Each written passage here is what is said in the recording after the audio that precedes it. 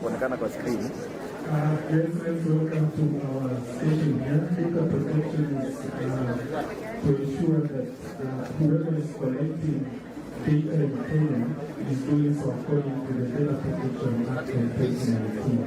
With me here is the head of the Federal Regional Office. You can go into more detail. Thank you. Thank you so much, Mr. Chairman. So for us to do the regulation of mass data, but more importantly of software and AI, is the interoperability of systems and data management systems. Most importantly, the office is currently on cross-border aspects, that is to be in-person decisions, to be used of and integrated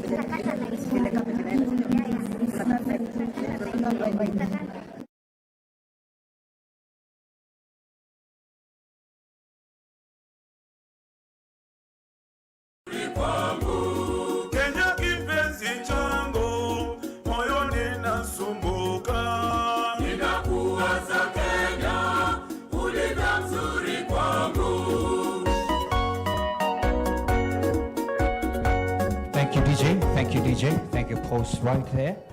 Ladies and gentlemen, I see our guests are right here, Linda, and we would want to welcome them in a beautiful way. So as they're coming, choir just be on standby, because immediately after that, we shall all rise for the anthem.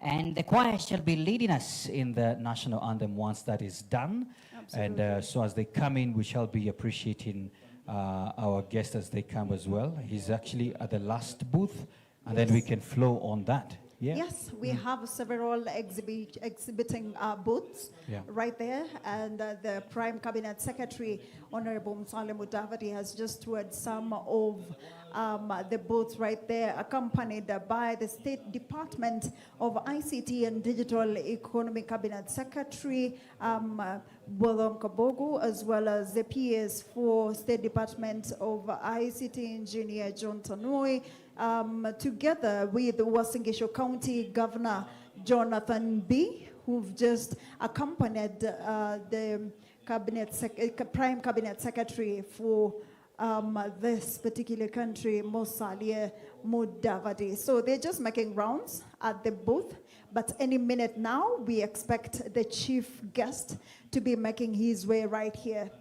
Absolutely, and we also want to appreciate all the county leadership. Some of them already seated here. We want to appreciate your presence for being here. All the partners as well who have made their way here.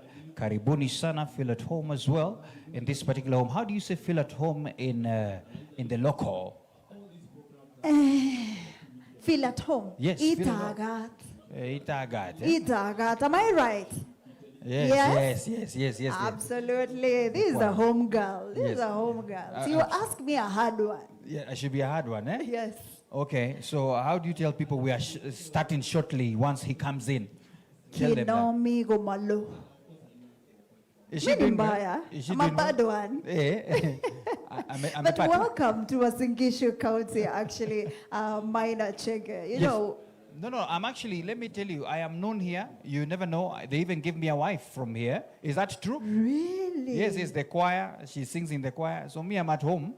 Oh, welcome home. Yeah, absolutely. Yeah. Asanteni sana. I appreciate you. Well, let's just warm up to welcome the chief guest today. And please, yes, if we can all rise up, let's all rise up to welcome our chief guest right here. Absolutely. Let's all be upstanding to welcome our chief guest, the Prime Cabinet Secretary, Musalia Mudavadi, alongside the State Department of ICT and Digital Economy Cabinet Secretary William Kabogo, together with your PSI COT John Sanui, the Governor of Wasingishu County, Jonathan B., together with other partners. Welcome your distinguished guests. Let's now, DJ, let's have national anthem. Yes, the beautiful choir from Moi University will take us through it.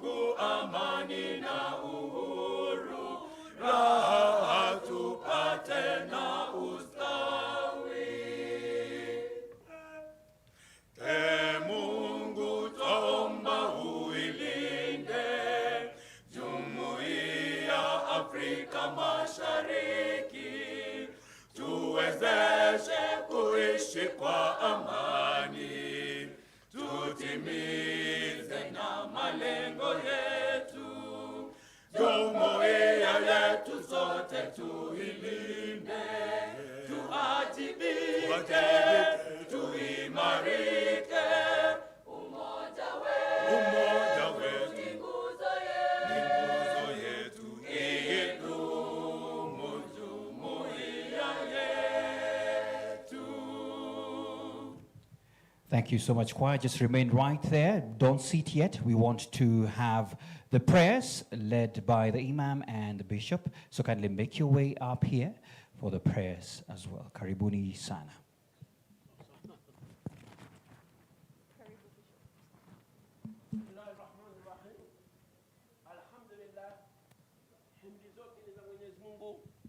Mwenye kuumba mbingu na ardhi na ziliomo katika ardhi, tunakushukuru kutuamsha siku ya leo, kutuwezesha kujumuika katika kongamano hili.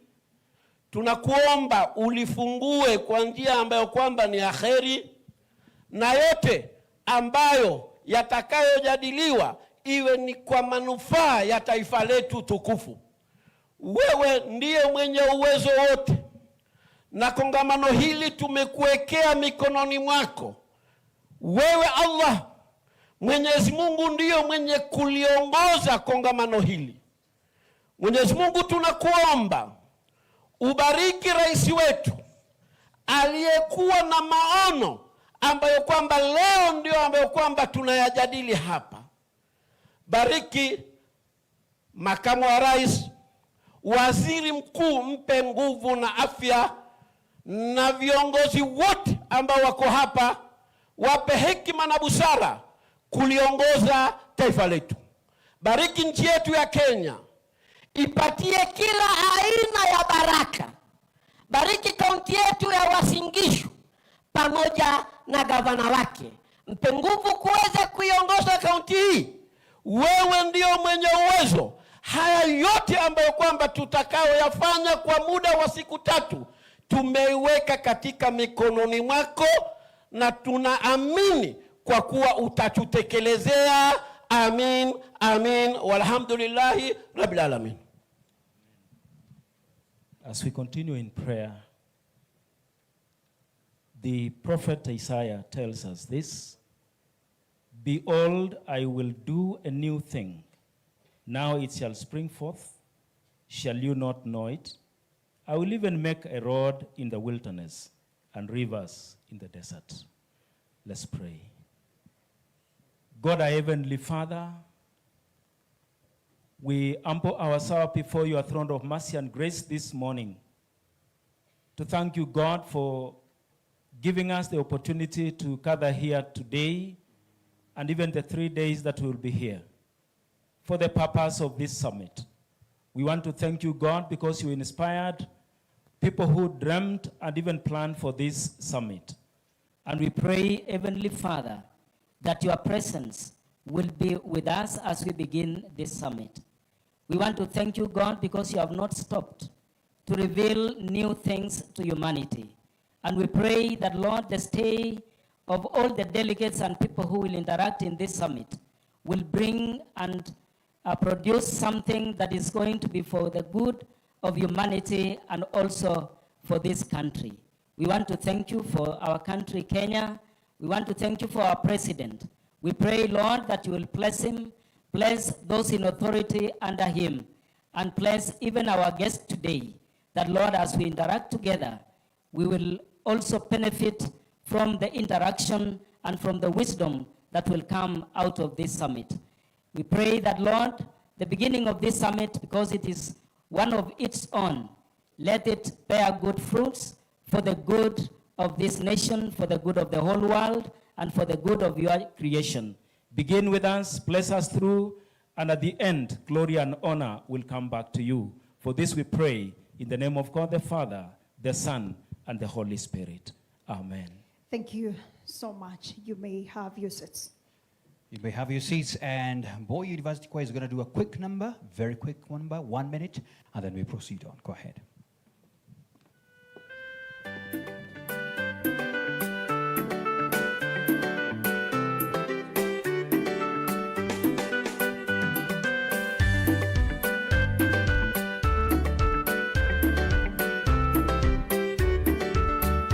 Nimeshapa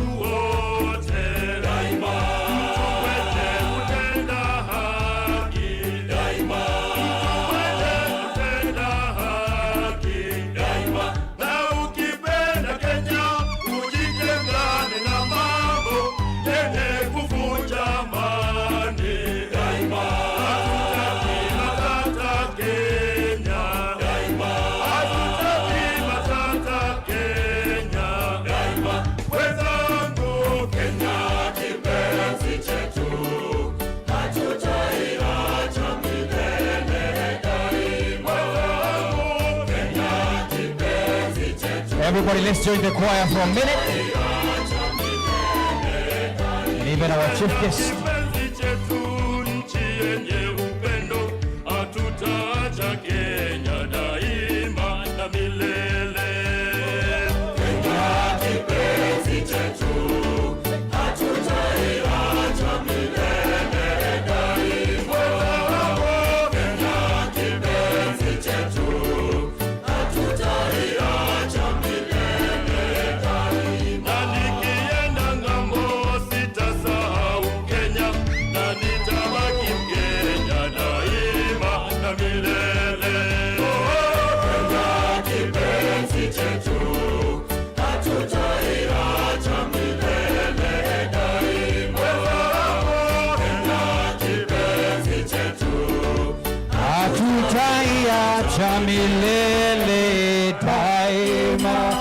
Let's appreciate the choir. Thank you so much. You may take your seats and thank you so much. More University Choir. Round of applause to them. Asanteni sana.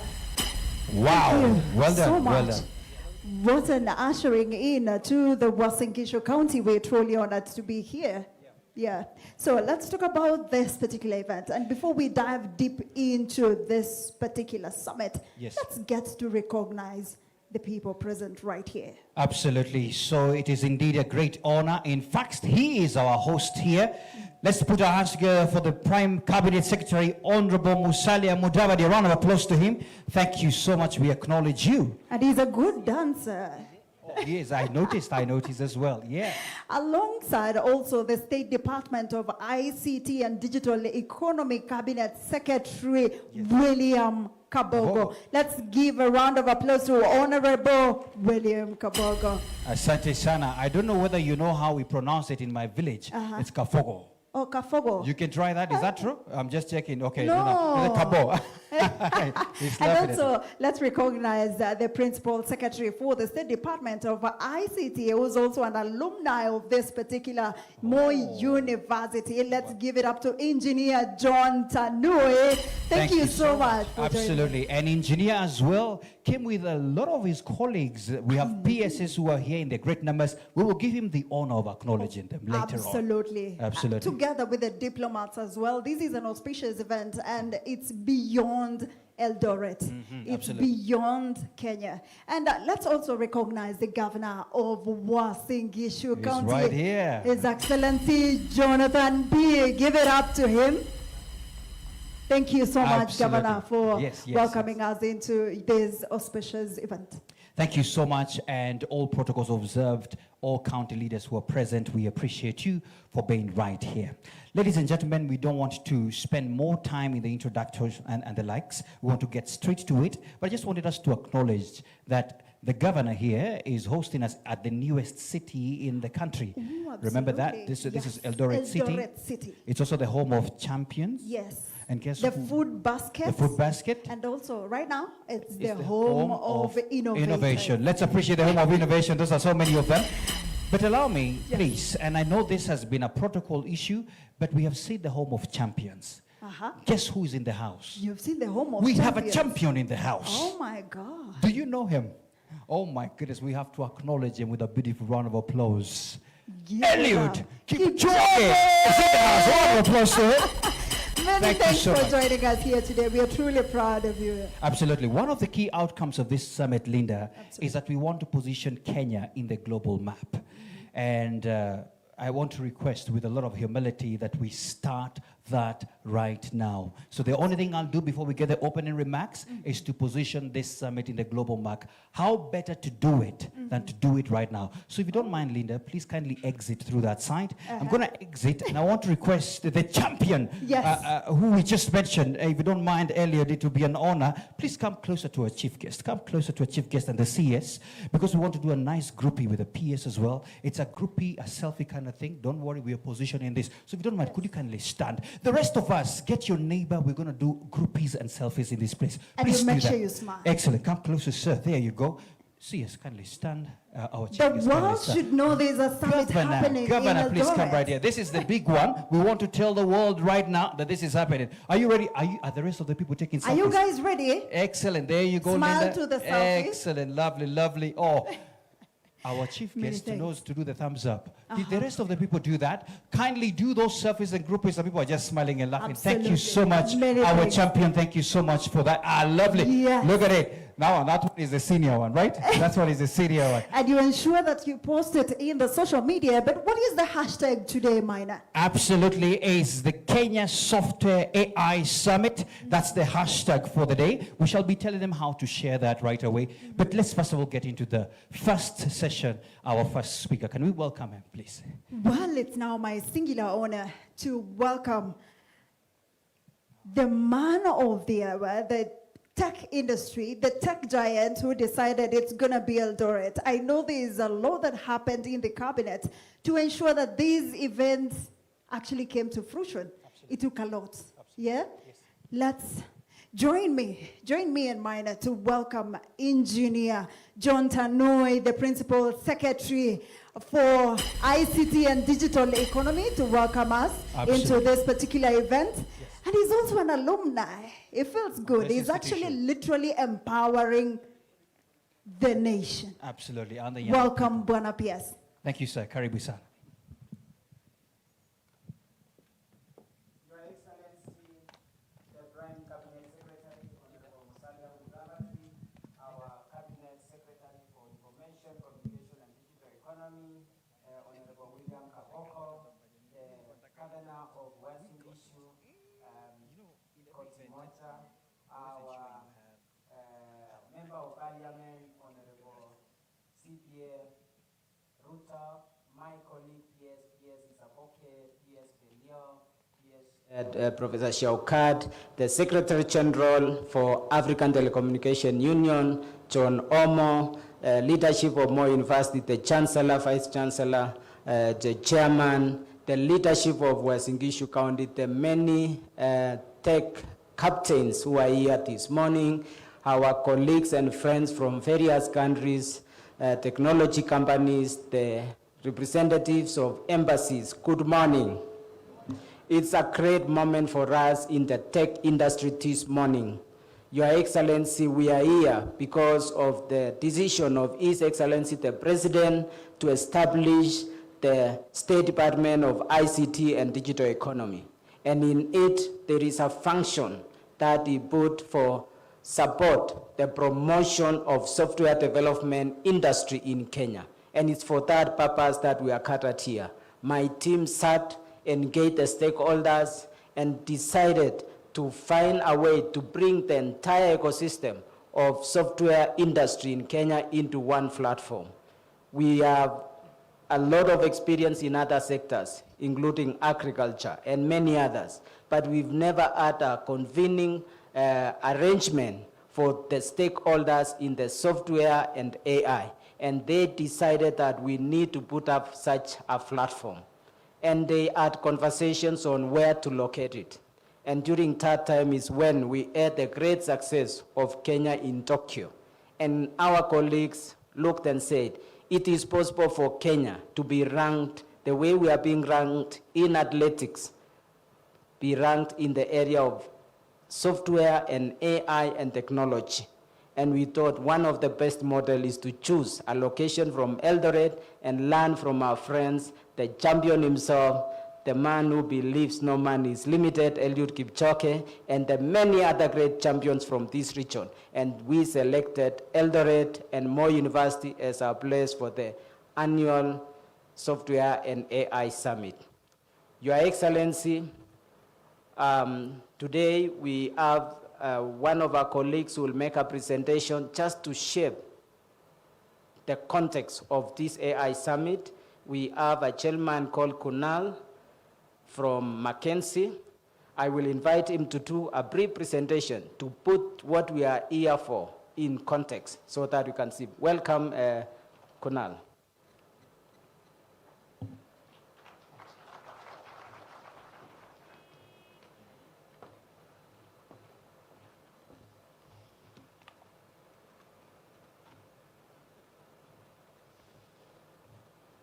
Shall I use this mic? Your Excellency, Prime Cabinet Secretary, CS Ministry of ICT, PS Tanui, Governor Wasingishu, members of parliament, all other PSs, all distinguished guests, what an event. I am honored to be in front of you, not too far from my hometown of Nakuru, to talk to you about what do we see, what is it happening globally in the software and AI space, and how do we bring it down to Kenya. When I was asked to make this presentation, they asked me to come and answer one question. What are the global trends and opportunities in the space of software development and AI? And I thought, what better way to answer a question than to raise 3 new questions? The first question for me, that I'd like you guys to think about for the rest of this 3 days, is the trends and the momentum that I will share just now. What implication does it have for Kenya? Number 2, what is it that Kenya needs to be able to capitalize on the great momentum that's happening elsewhere? And finally, what is it that Kenya can do to be able to capture and create new opportunities and drive economic growth through this sector? So with that, I'll get started. See this working? Someone help me? Great. So, the global space of AI, it is growing. We project that it is going to get to about $2 trillion by 2030, or just beyond 2029. And this is driven by some big shift that we'll see now, right? So already a fast-growing sector, but expected to grow much further. What we don't see on this slide of how far the software sector is going to grow is what is the impact on jobs.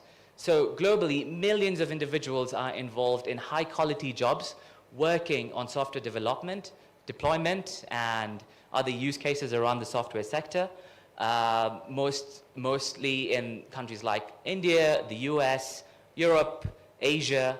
How do we bring that to Kenya?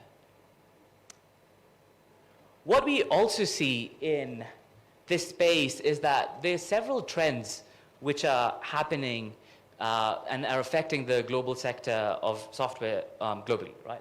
So I'll take you through them, spending more time on the first one, which is that we're seeing next generation software being developed using tools that we haven't seen before, right? And this is where the use of AI is coming strongly into the software development lifecycle, right from starting to develop the software, write the code, to test the code, and to deploy the software, right? I'll talk about the implications of that in just a second, but to us, we see that as significantly, one, allowing a lot more people to enter the space of developing software, and improving the accessibility of software to a lot more enterprises. Today, most of the software consumption or demand, 60% of it comes from larger enterprises globally, but we see the rise of next-gen software, cheaper software being deployed, more tailored software being deployed to improve the accessibility of software to a lot more smaller and medium-sized businesses. The other 3 trends on this screen are, there's a growth in vertical software as a service. This is a way of deploying software that is tailored to specific use cases.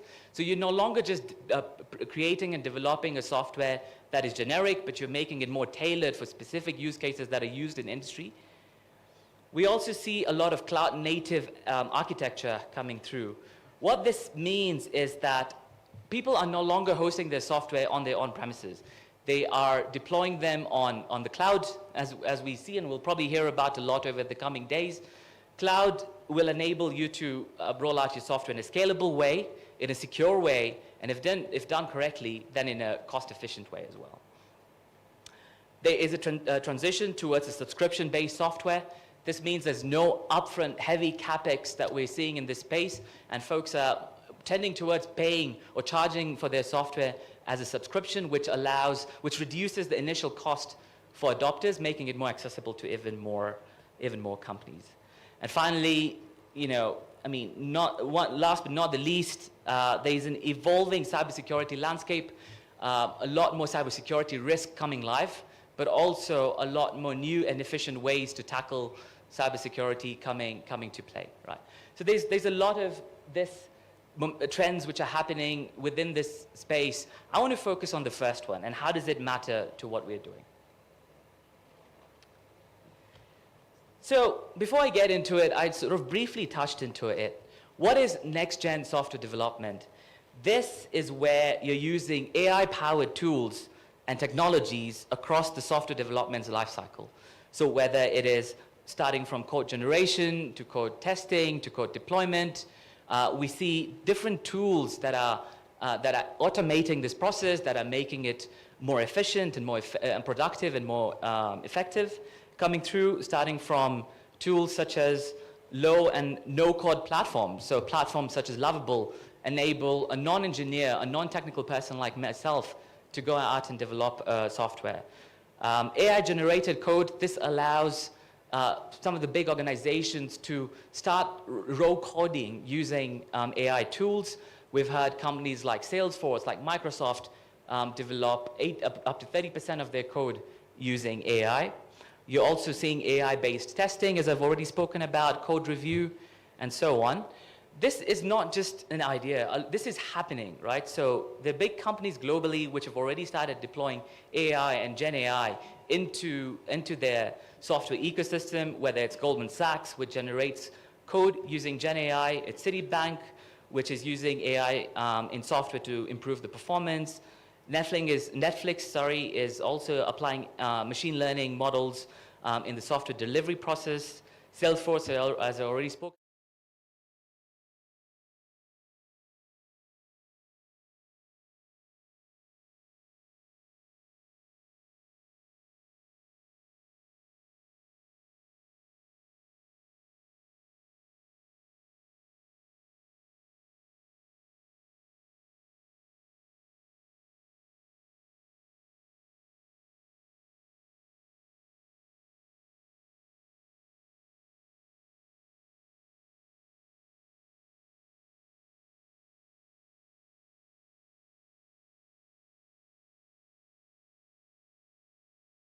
Is that there's going to be a change in the talent landscape. Globally, there are new job postings that are coming in the next-gen software development space. We've seen new job listings up to 800,000 per annum. That's the number that new job postings are within this space. The new skills which are coming live and that would be expected, including architecture, design, problem solving. These are the skills that are coming through rather than just focusing on being able to generate code on its own. And the new talent areas that are coming through, such as DevOps, product engineering, continuous integration, cloud computing. So a shifting talent landscape. The second one, there's going to be a wider application and adoption of software. I sort of touched on this a little bit. But now you can develop more adaptable software, more tailored software that addresses the specific needs of individual companies and with next-gen software. And when that is happening, you're able to achieve wider deployment, tailored solutions that more and more companies adopt. So you start to drive real digital transformation across companies, and more companies start to get digitalized, driving more productivity and economic efficiency. Finally, and obviously this goes without a given, there's going to be a greater focus on compliance and trust. There's lots of growing concerns on legal, security risks of software generation tools. And there's going to be, you already see in Europe, stricter data governance, audits, and risk control measures are coming in place. And we start to see that to become a norm. And compliance to those measures will allow us to be able to deploy and develop software locally to serve the world. So I sort of started by saying, you know, what are three new questions that can come to mind as we talk about this, the trends and the implications, right? One was, what's the impact of this implication on Kenya? I've given you some implications. Let's start to think about that. The second one was, what is it that Kenya needs to be able to make most of this growing momentum that we see? I'll start off by giving us one more, please.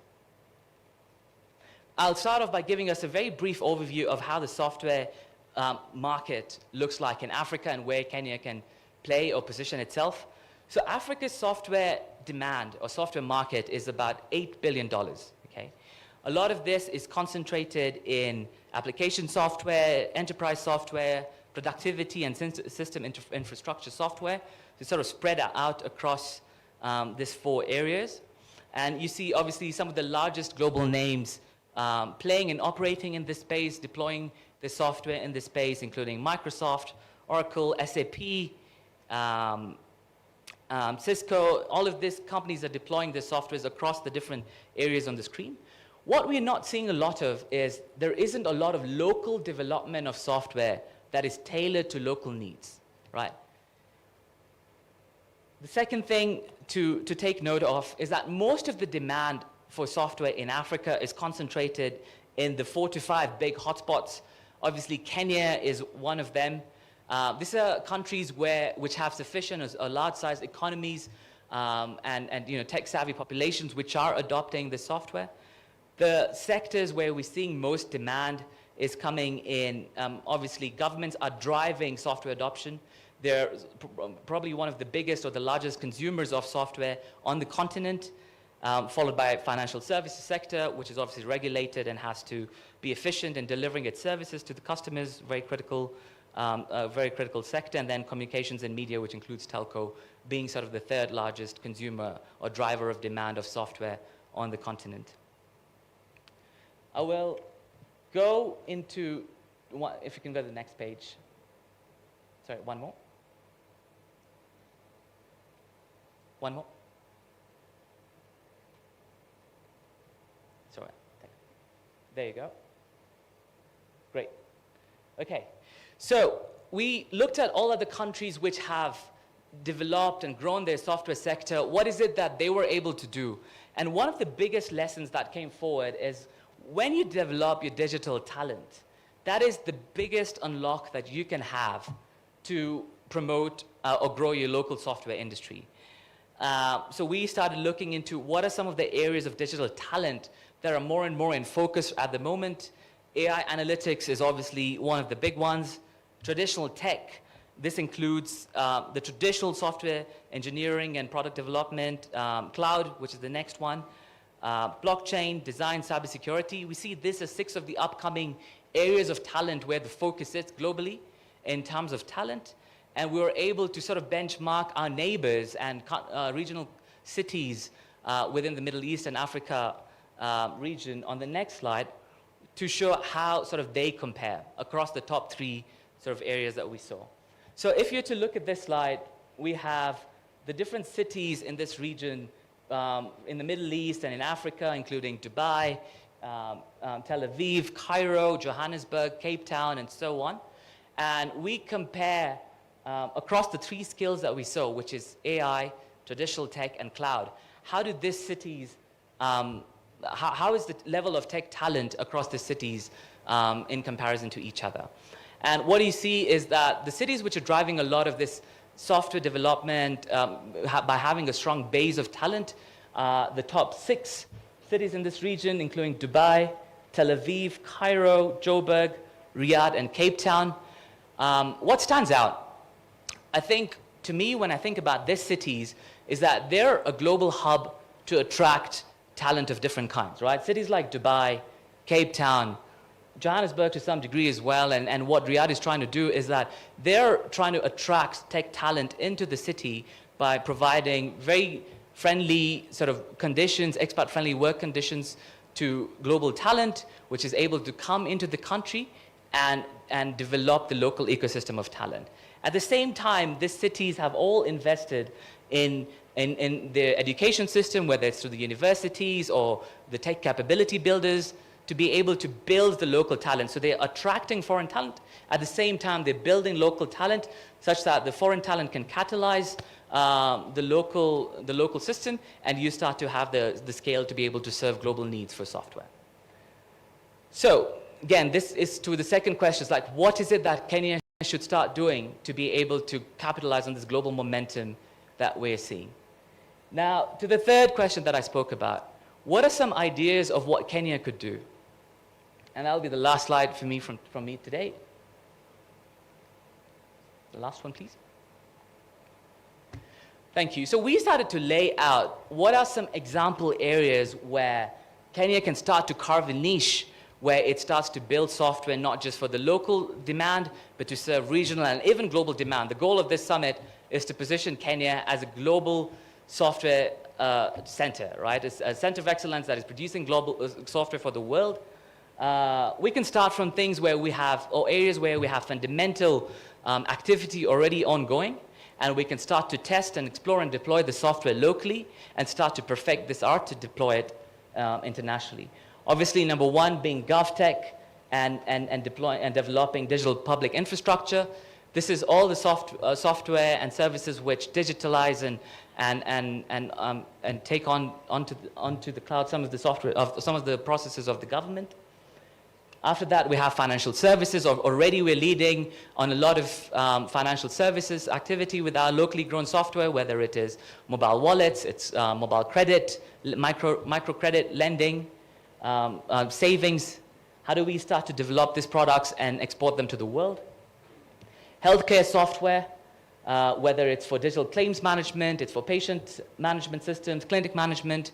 How do we develop local use cases that can be exportable? Similarly, on agri-software, trade software, that is for retail and cybersecurity.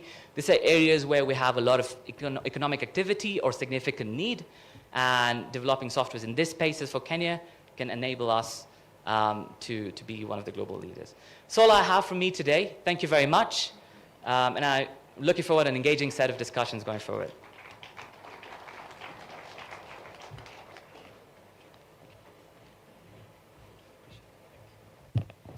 Thank you very much, Kunal Lotia, for showcasing what it means, what globally the sector entails, what is possible in the African continent, and what Kenya can look at. And I believe, Your Excellency, this is very important information to the delegates who are here, because these are specialized delegates who are focused in software and AI. And Excellency Governor Dr. P, this presents what you have accepted to host for the next many years. He has talked about exports. So Eldoret will move, not just being the food basket of the country, but the platform for Kenya's tech exports.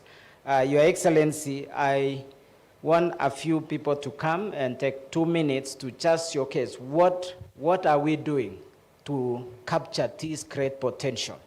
And I'll invite some of our partners, global partners and local players. I'll call them to come in front. Louis Abstauson from UNESCO, representing Stephen Jackson, the UN coordinator. John Omo, the Secretary General, please come and have a seat. Also, I'll invite the Vice Chancellor, Acting Vice Chancellor, to come here. Ivit Sipi, please come here, and I'll start with giving to Louis Outson to just take 2, maximum 3 minutes to really tell us the context, because we are working with many global partners. Samuel Cheng, please join here from Huawei. We are working with many global partners on programs. We've attracted attention globally. Your Excellency, our CS receives delegations every week, probably one ambassador or 2, because the attention our country attracted is huge. And we appreciate the UN for the collaboration we have. We have several programs well-funded to enable us capture this space and make Kenya a real capital when it comes to software and AI. Welcome, Your Excellency, from UNESCO. 2 minutes. Thank you very much, and good afternoon, everyone. As I have been given a very short timing, all protocols observed, let me go directly to what the UN is doing to promote digital transformation here in Kenya. Under the United Nations Cooperation Framework for 2022-2026, the UN family in Kenya works with government to advance 3 shared priorities: peace and people, prosperity and planet, partnership as an enabler. And digital transformation runs through all 3. It enhances education and health systems, supports sustainable livelihoods, enables climate solutions, and strengthens inclusion. It is also an important pathway for Kenya's aspiration to become an upper middle-income economy by 2030. One strong example that I would like to share here is the DigiKen program, a joint UN and government initiative supported by the UN Joint SDG Fund, the European Union, and it is led by UNESCO, and that's why I'm here with you today, together with 3 other UN agencies, the UN Capital Development Fund, UN Women, and UNEP. Now, DigiKen is designed to make Kenya's digital economy more inclusive, sustainable, and rights-based. Through UN's leadership, the program ensures that the digital transformation journey is guided by international standards for digital policy, placing human rights and inclusion at its core. And let me just give you 3 examples of what we are doing. This program seeks to help 150 micro, small, and medium enterprises access finance to scale digital platform businesses. The program also works to train 20,000 government officials and civil servants to lead digital transformation responsibly and ethically within the various sectors. This focus on building public sector capacity for ethical and inclusive digital development is a core pillar of UN's work. And finally, we also support over 15 digital innovation hubs, and some are present with us here today, to strengthen digital skills, entrepreneurship, and media literacy, ensuring that women, youth, and vulnerable groups are not left behind. DigiKen is more than a product. It is a platform for transformation, an example of how the UN, government, and partners can work as one to turn innovation into inclusion. Thank you very much. Thank you very much, Your Excellency. Maybe just to pick one item which is very relevant to this event. To go to a bank today and you say you are developing a software and you need a loan, you will really face a very difficult challenge. But if you have land title and you want to build a house, you are likely to get a loan. This is one of the issues we are addressing with the support of UN, UNESCO, and the UN agencies she has mentioned under a program called DigiKen. So they have given us a funding to give to a bank so that they can pilot by lending to some young people, and the developers will be coming from this ecosystem to be funded and to showcase that funding software development is viable, just the way it is viable to fund somebody to build a building and to buy land or to develop other things or to do manufacturing. Your Excellency, I want to invite the Secretary General, African Telecommunication Union, John Omo. Thank you, Engineer. Excellency, sir, riding on the protocols established, I work for the African Telecommunications Union. Our offices are in DRC, but Honorable Kabogo has kept us here temporarily for the last 26 years. We do hope that what is temporary may at some point become permanent. We are a specialized organ of the African Union because of the challenges west of the country. The government of Kenya has kept us here. I liked the last slide of the previous presenter. The one thing that is common and which then we got to focus on is that software must ride on infrastructure. There has to be an infrastructure over which it rides.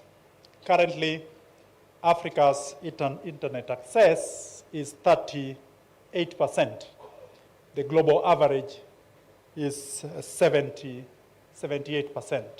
And so we need to rev up our infrastructure as Africa to ensure that people have access to this pipe through which various systems run, be it software, be it cloud services, be it anything that we do in the ICT industry. And so our focus as the African Telecommunications Union is to work with governments to ensure that we have systems, we have policies and regulations that encourage access to ICT systems and services.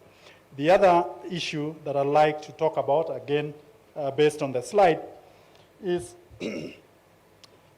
it's good that we have these systems, but without a robust policy and institutional framework that supports this growth, then we are backtracking. And so we also work with governments across the continent to ensure that our policy frameworks and regulations are conducive to software development. Again, based on my age, sometimes I feel I'm speaking to myself. We've got to involve young people in this dialogue because it's about them. We talk of them as our future, but we've got to get young people increasingly in ensuring that they are part of the policy dialogue that we have. And so in that regard, we're working with our governments to ensure that each and every year we have a digital challenge for the continent as Africa's premier ICT company in that regard, including, of course, startups, hubs, and finance. Lastly, from me, Excellency, is that talking to the young people, you get the feel that they have ideas. But somehow, their feeling is that we steal these ideas. And so I think there is merit in increasingly ensuring that our IP systems, both in terms of our understanding as a public and in terms of the young people, knowing that whatever they are producing can be protected.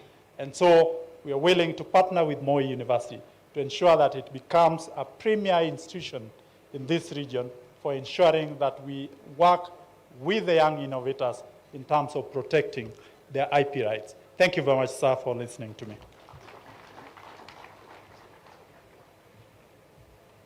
Thank you very much, SG, and offering to work with us. This Chani is one of the conveners. This event is being hosted by Ministry of Information, Communication and Digital Economy and African Telecommunication Union, of course, with Moi University. Your Excellency, we also work with our technology partners, and we want also the perspective of our technology partners. Samuel Cheng, please come and make your remarks.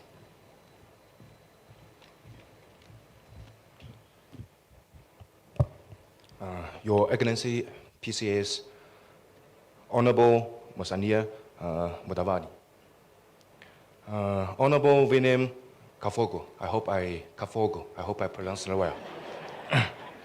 CAS for ICD, and Your Excellency, Governor Dr. Jonathan B. So because of a time issue, all protocols observed. Good afternoon.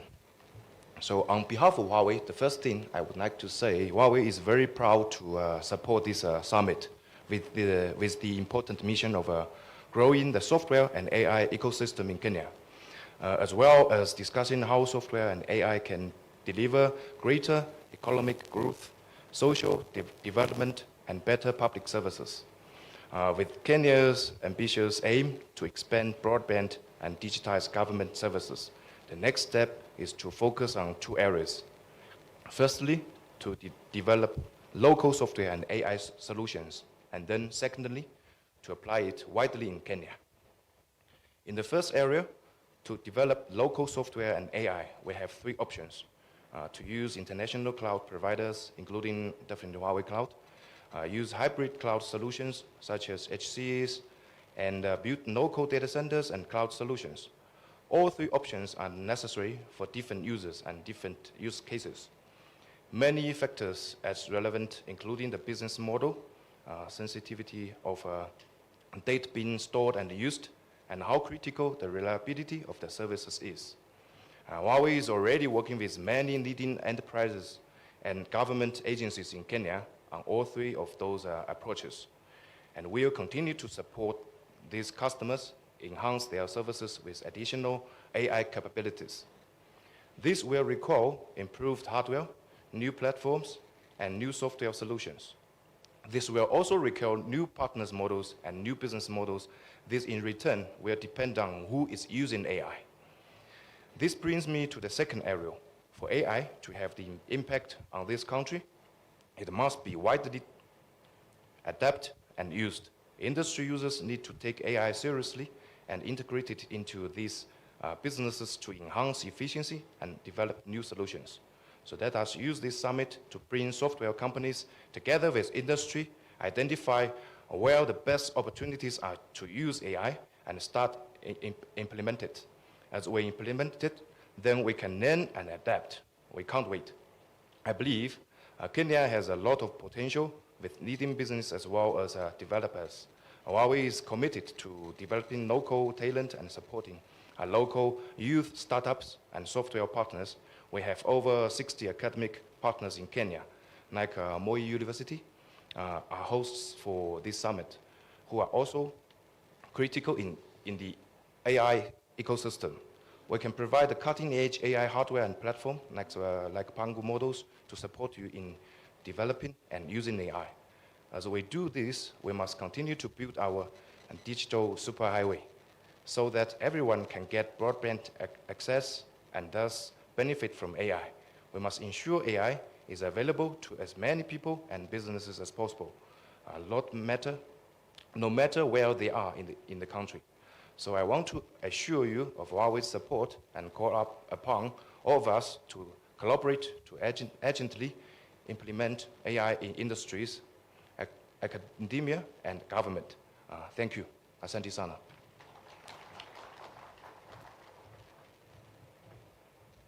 Thank you. Yesterday morning, we had a breakfast with about 10 companies who are part of the delegations who are here from Singapore, Malaysia, South Africa, and China. And there is great potential for our Kenyan enterprises to connect with the global players so that we can accelerate our efforts towards capturing this great opportunity. And we are very also happy that there are Kenyan enterprises who are already making impact, showcasing the possibility that Kenya indeed can start exporting technology in addition to what we export in agriculture and other areas. I want to invite one of the founders of eCitizen, as we know it, to just share some of his experiences and what many young people in our country needs to do to take so that we have new products and new exports for our country. Welcome, Evid Sipi.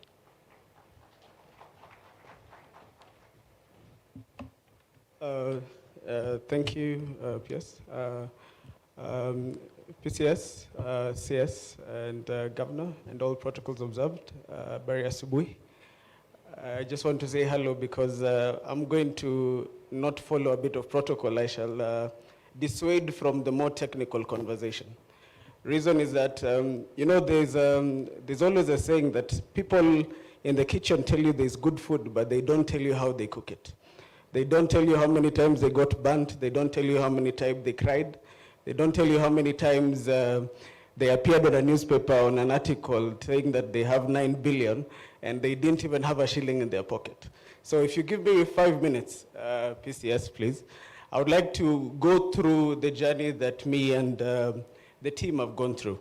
And a big part of our thought process is that you can't build a great government without a great private sector backing you up. And the diagram on the board there, it shows a bombing, which is not the best way to start any presentation, but that is Hiroshima and Nagasaki. There's an issue that happened in World War II, and where the Allied forces, which was Britain, America, and all the Allied forces in this particular case were fighting unknown enemies. And the big thing that happened is that they had the only thing that could determine whether a war is won was only if they could develop technology faster than the rest of the people.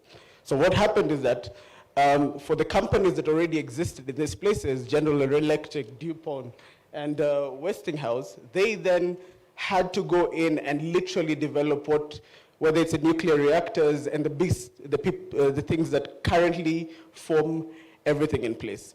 Those companies, as are told, you never see them getting the awards that they stopped World War II. in any particular way. So I really want to take the step and say that private sector has a big push in this particular case. One thing that you notice is that this doesn't happen only in Kenya or in World War II. Currently, when they're talking about Pfizer, SpaceX, and all these other companies around the world, there's a private sector that keeps government going in ways that is impossible in all these particular countries. And it's local private sectors in those particular spaces, is because when I say local is, we have partners who are international, but when you develop local content to a certain extent, it changes the way your own citizen look at the ecosystem. Because I have a father, I have a mother. Unfortunately, it is true. Technology generally is a young man's game. And if you're as young as me, you've had your father tell you, "Ebu nibekee kitu kwa simu," there's something I can't press here. And since it's a young man's game, developing this next place is, the next space in technology is going to be our role, and our generation is going to carry this forward with the assistance of government. So I'm going to deal with three things. Number one, how do you succeed in that particular space? And how do you go through this success without necessarily losing yourself and losing your values as part of that journey? So I talked to the team the other day, and they told me, look, success has two things. Number one, luck. Now, luck is for instance, if I'm lucky to meet PCS, and PCS decides to hold my hand to do something, that is luck in general. Number two is agency.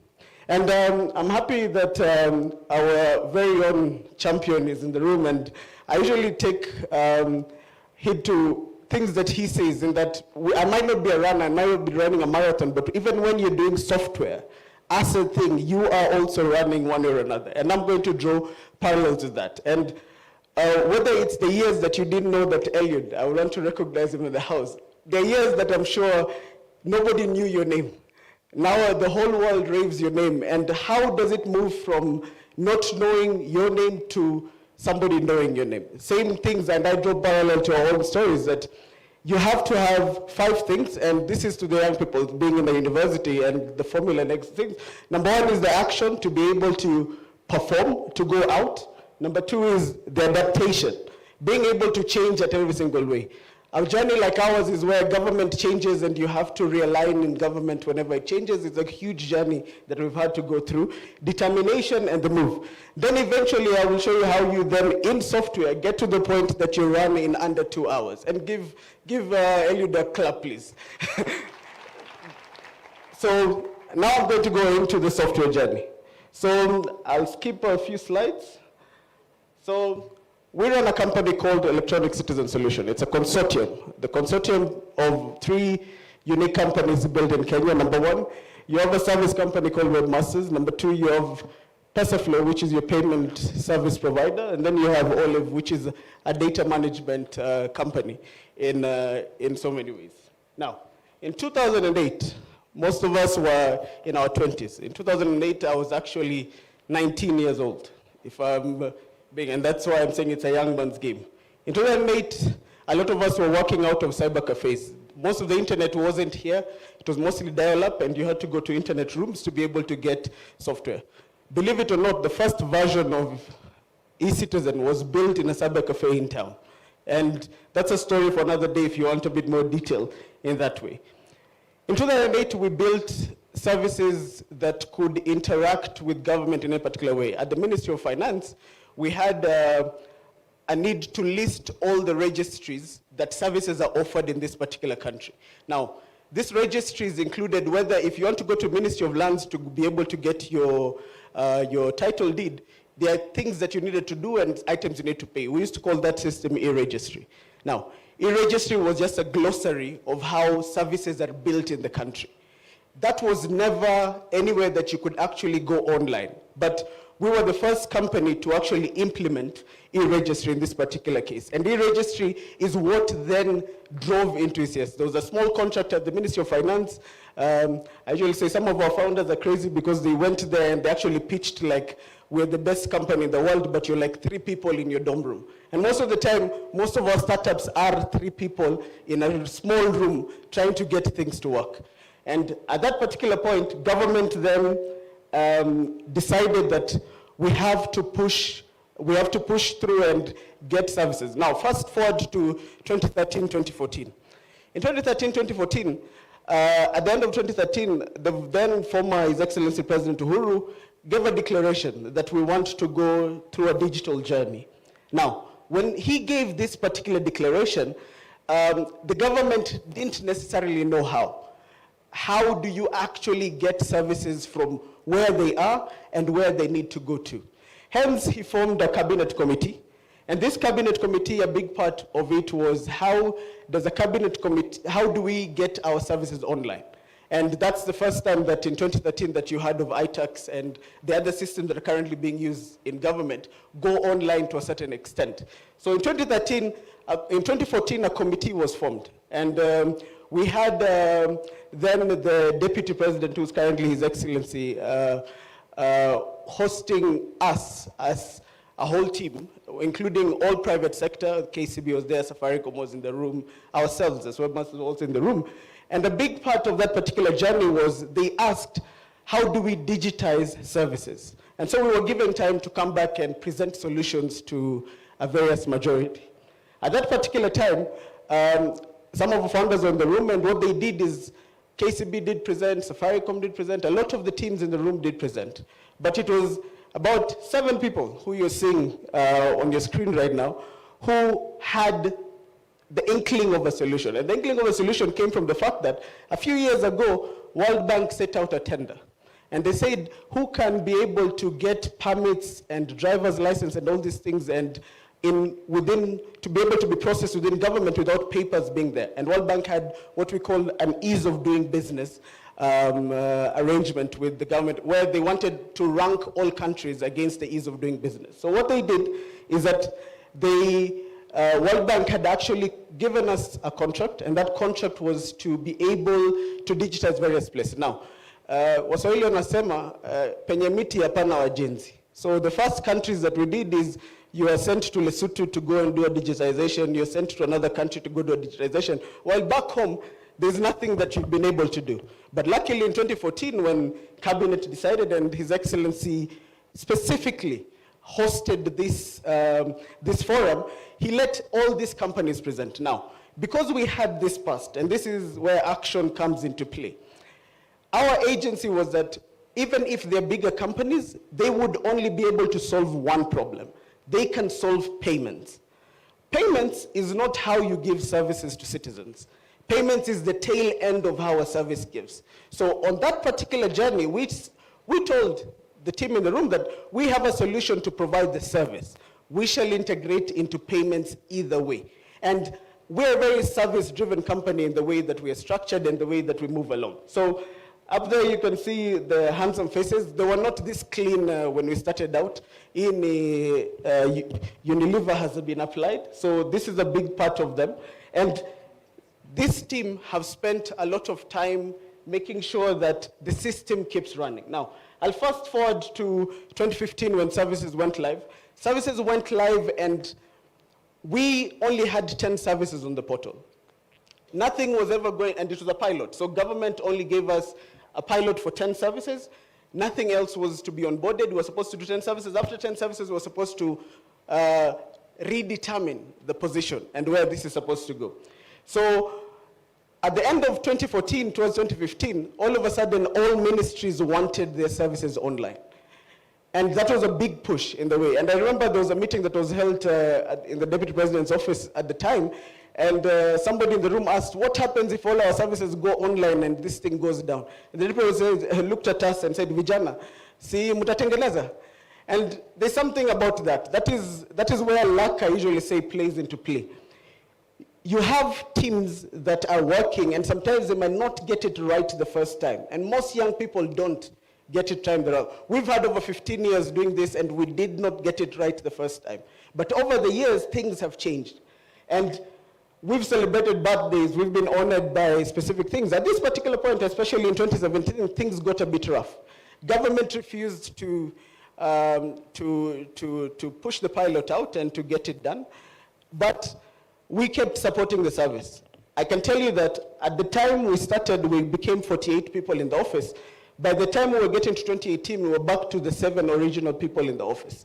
There's a reason why I'm saying is that sometimes the things that make things work was not because there was money at the end of the tail, but there's a bunch of people who decided to keep everything into play. And my conversation is to the young people that a push to be able to make things work starts with you. And a big part of how government has made us do this is we are happy that now at 22,000 services later, we've been able to push forward and get these services into every single person's pocket. Thank you very much for the time, yes. And apologies for taking too much time. I'm sure that story is quite exciting, especially for our innovators who wants to walk a similar journey. This is a great journey, but it's taken them 14 years to be where they are. So I didn't want to stop him, but since they are here, if you are interested, they will have a session, a fireside place that you can go and listen to the whole story. And that is the journey we want our young people to follow. All this we are starting here at Moi University, and that kitchen which has been talked is starting here at Moi University. The Vice Chancellor, in 1 minute, how are you going to handle this and to take us to the next level in the journey of growing the software industry in our country? Karibu, Vice Chancellor. Thank you very much. Let me recognize the chief guest, the Prime Cabinet Secretary, the Cabinet Secretary for the ICT, and writing of all the protocols that have been established. Allow me just to make a few observations. The first one, of course, is to welcome you all to Moi University. We are happy to host the inaugural AI and Software Summit. And as you all know, Moi University has been around for quite some time, from 1984. And we, as a university, was established on a philosophy of science, technology, and development. And we have continued to grow as a leading institution in research, innovation, training in technology. So for us, hosting this summit is a reflection of our commitment to work with the Ministry of ICT and Digital Economy, and also our partners to advance Kenya's digital transformation through research, innovation, and collaboration. And we want to thank the ministry for choosing Moi University as a venue for this important event, recognizing our role as a center of technology and academic excellence. For us, the summit is a beginning of a strong partnership between Moi University and the Ministry of ICT, and it's our shared vision that AI Summit becomes an annual event that brings together innovators, policymakers, scholars to address the country's development needs through technology. During this summit, to ensure that we progress with this, we are planning to sign a number of MOAs and MOUs with strategic partners to ensure that we strengthen our research, innovation, and digital skills development. So these partnerships will deepen the collaboration between academia and industry and enhance Kenya's digital capacity. We also plan to establish a center of IA and IoT that will actually be working with members of the private sector to ensure that we work together to promote digital research and enterprise. For the purposes of planning for this event in the coming days, we intend to establish a joint committee with the various players so that we can start planning for the next summit as soon as this one is done. As you all are aware, and having looked around, you can actually see that this university is strategically located to host conferences or major conferences. And to enhance this, one of our small requests we've made to the permanent Your Excellency is to seek for government support to establish a modern conference and convention center within this particular enterprise, so that then we'll be able to utilize the same also for the training. We have a school of tourism, hospitality, and events management that will be taking care of the services. I am sure you will sample some of their products today, and I trust that that will persuade you that this is the right place. The School of Business and Economics, of course, will ensure that we use the best business model to ensure that we succeed. We are also planning to establish in partnership with the ministry, Achitume Digital Hub, here at the main here at the Annex campus, also at the Annex campus, so that we can actually allow the young people to continue in this exploratory route.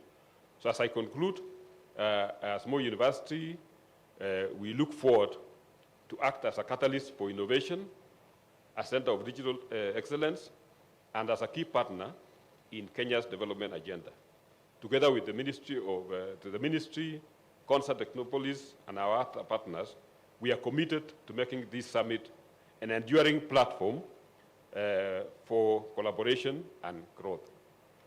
We extend our gratitude to the government, the Ministry of Information, Communication and Digital Economy, Konza Technopolis, our partners, and all those who have come here for your continued support. Thank you, and once again, you are welcome to Moi University for this event, and you are welcome to Moi University for the next event coming about the same time next year. See you next year. Thank you so much. Thank you very much. Let's clap for these panelists as they exit. Asanteni sana, we can exit the stage. Your Excellency, this has laid the foundation of the conversations which will take place for the next 3 days here. And due to public demand, I'll invite our champion, Eliud Kipchoge, to share some of secrets. What does it take to make a champion? We want to see champions in this sector, the way we have champions in our sports sector. Karibu.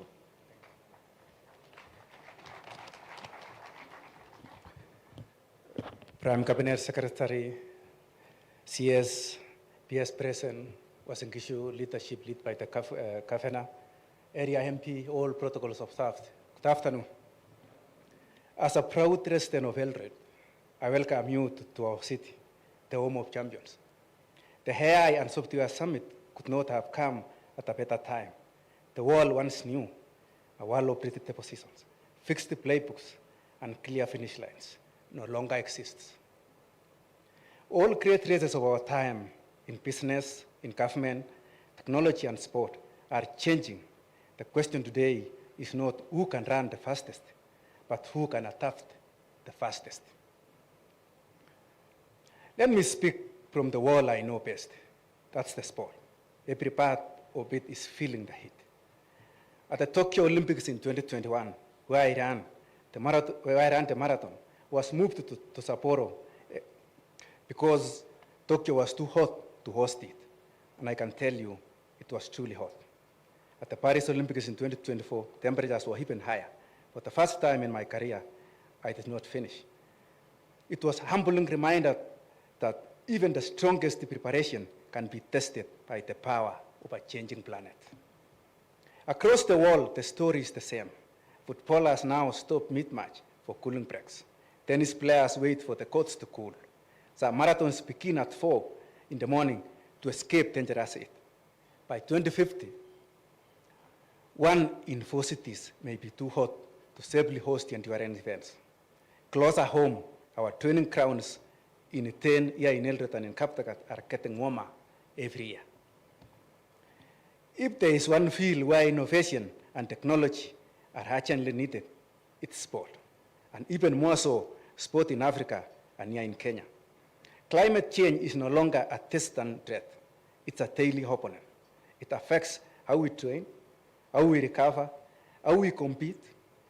If we do not adapt, we risk losing not just the medals, but the joy, fairness, and unity that sports brings to the world.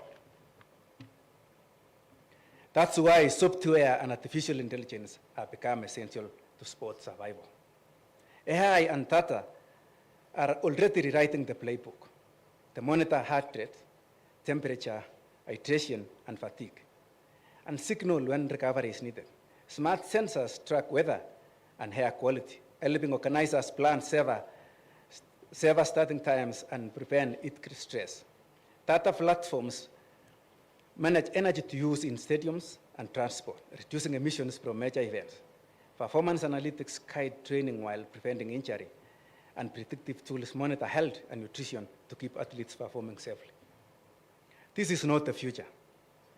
It's happening now. Teams that master data already win more, travel smarter, and recover faster. Technology will not replace discipline. It will refine it. It turns effort into insight, preparation into precision, and potential into performance. For Kenya and Africa, embrace this change is not optional. It's how we protect our legacy as sporting nations and how we stay competitive in a fast-changing world. Africa cannot stand on sidelines. We must lead this transformation. By 2030, 42% of world's youth will live on this continent. We are expected to create over 230 million digital jobs within the next decade. The global sports technology market, valued at $17 billion today, will be more than double by 2035. And Africa will be the youngest, hungriest market in it. Here in Kenya, the government has already recognized this opportunity. Through the Ministry of Youth Affairs, Sports and Digital Economy, bold steps are being taken to integrate innovation into every sector, from digital skills to green tech-enabled sports infrastructure. But for potential alone does not equal progress. We must turn talent into systems and systems into opportunity. If you connect Africa's athletic strength with the digital innovation, if you combine the mindset of runners with the skill set for coders, we can build one of the sustainable and inclusive industries in the world.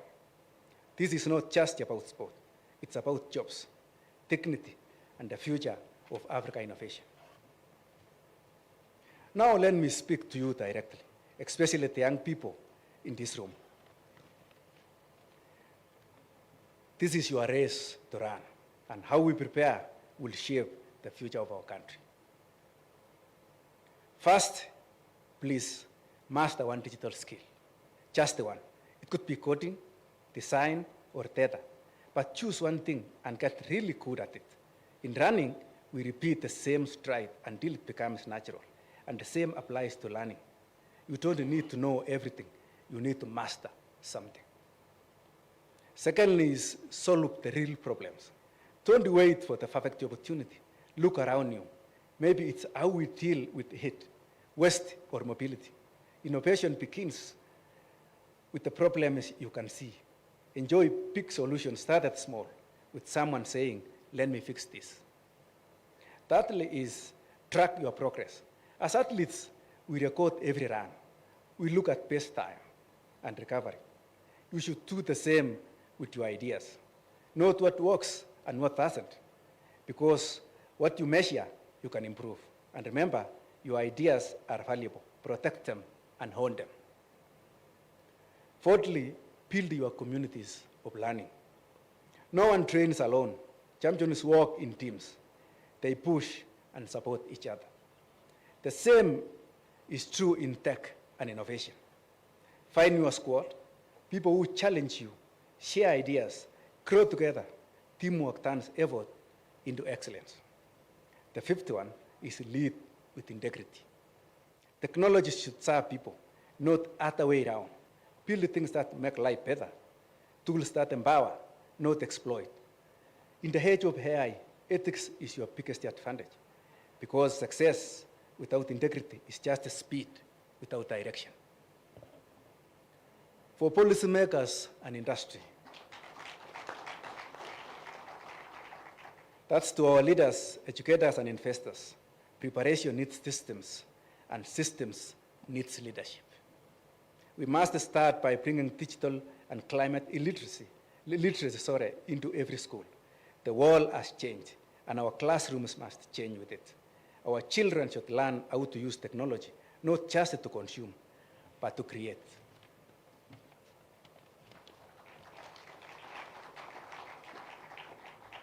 We need to open up data safely so innovators can build new solutions. When information is locked away, ideas suffocate. But when data is shared responsibly, it sparks creativity and collaboration. We must invest in green sports facilities, solar-powered stadiums, modern recovery labs, and tech-enabled training centers. These are not luxuries. They are new foundations of excellence.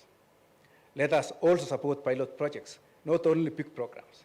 The small experiments done in schools, counties, and startups often become the breakthroughs that change everything. And finally, let us build regional partnerships so Africa becomes the world's testing ground for sustainable sport and innovation. When we combine vision with action, preparation becomes progress.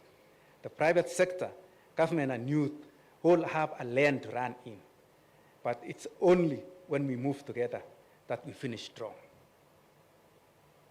Together, let us use the power of innovation to shape future where sport, technology, and humanity move in the same direction. As I prepare for my 7 continents tour, I see it not just as a sporting challenge, but as a global message that in every climate, on every continent, sport can inspire change. This journey is about connection, adaptation, and unity, showing that even as the world changes, the human spirit endures. And I hope it reminds us all that Africa is not running behind. Africa is setting the pace. I look forward for seeing some great discussions and great innovations that will transform our country and the world. I thank you.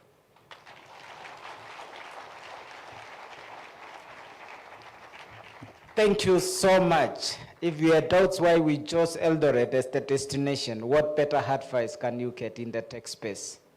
You don't have to know everything.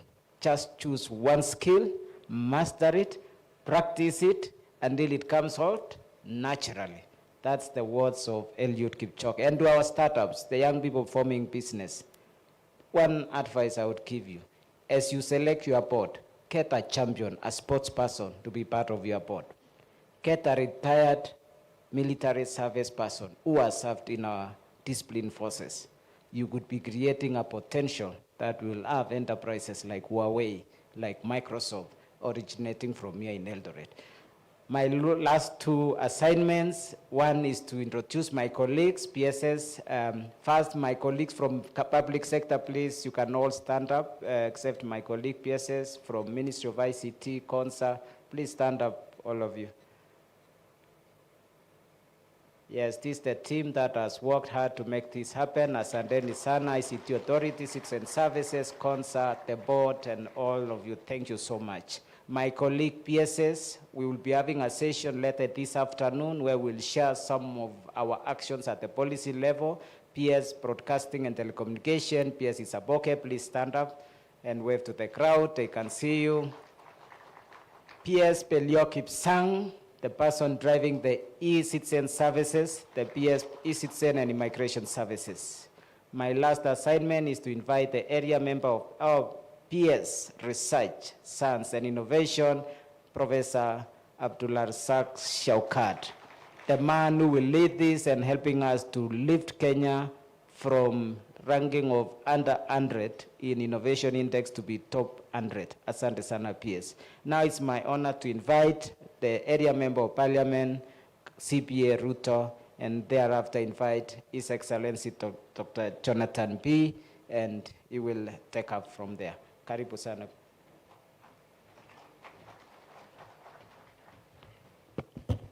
Thank you so much, PS Tanui, the Prime Cabinet Secretary, Honorable Musalia Mudavadi, our Cabinet Secretary, ICT, Digital Economy and Communication, Kaboko, not Kafoko, it's Kaboko.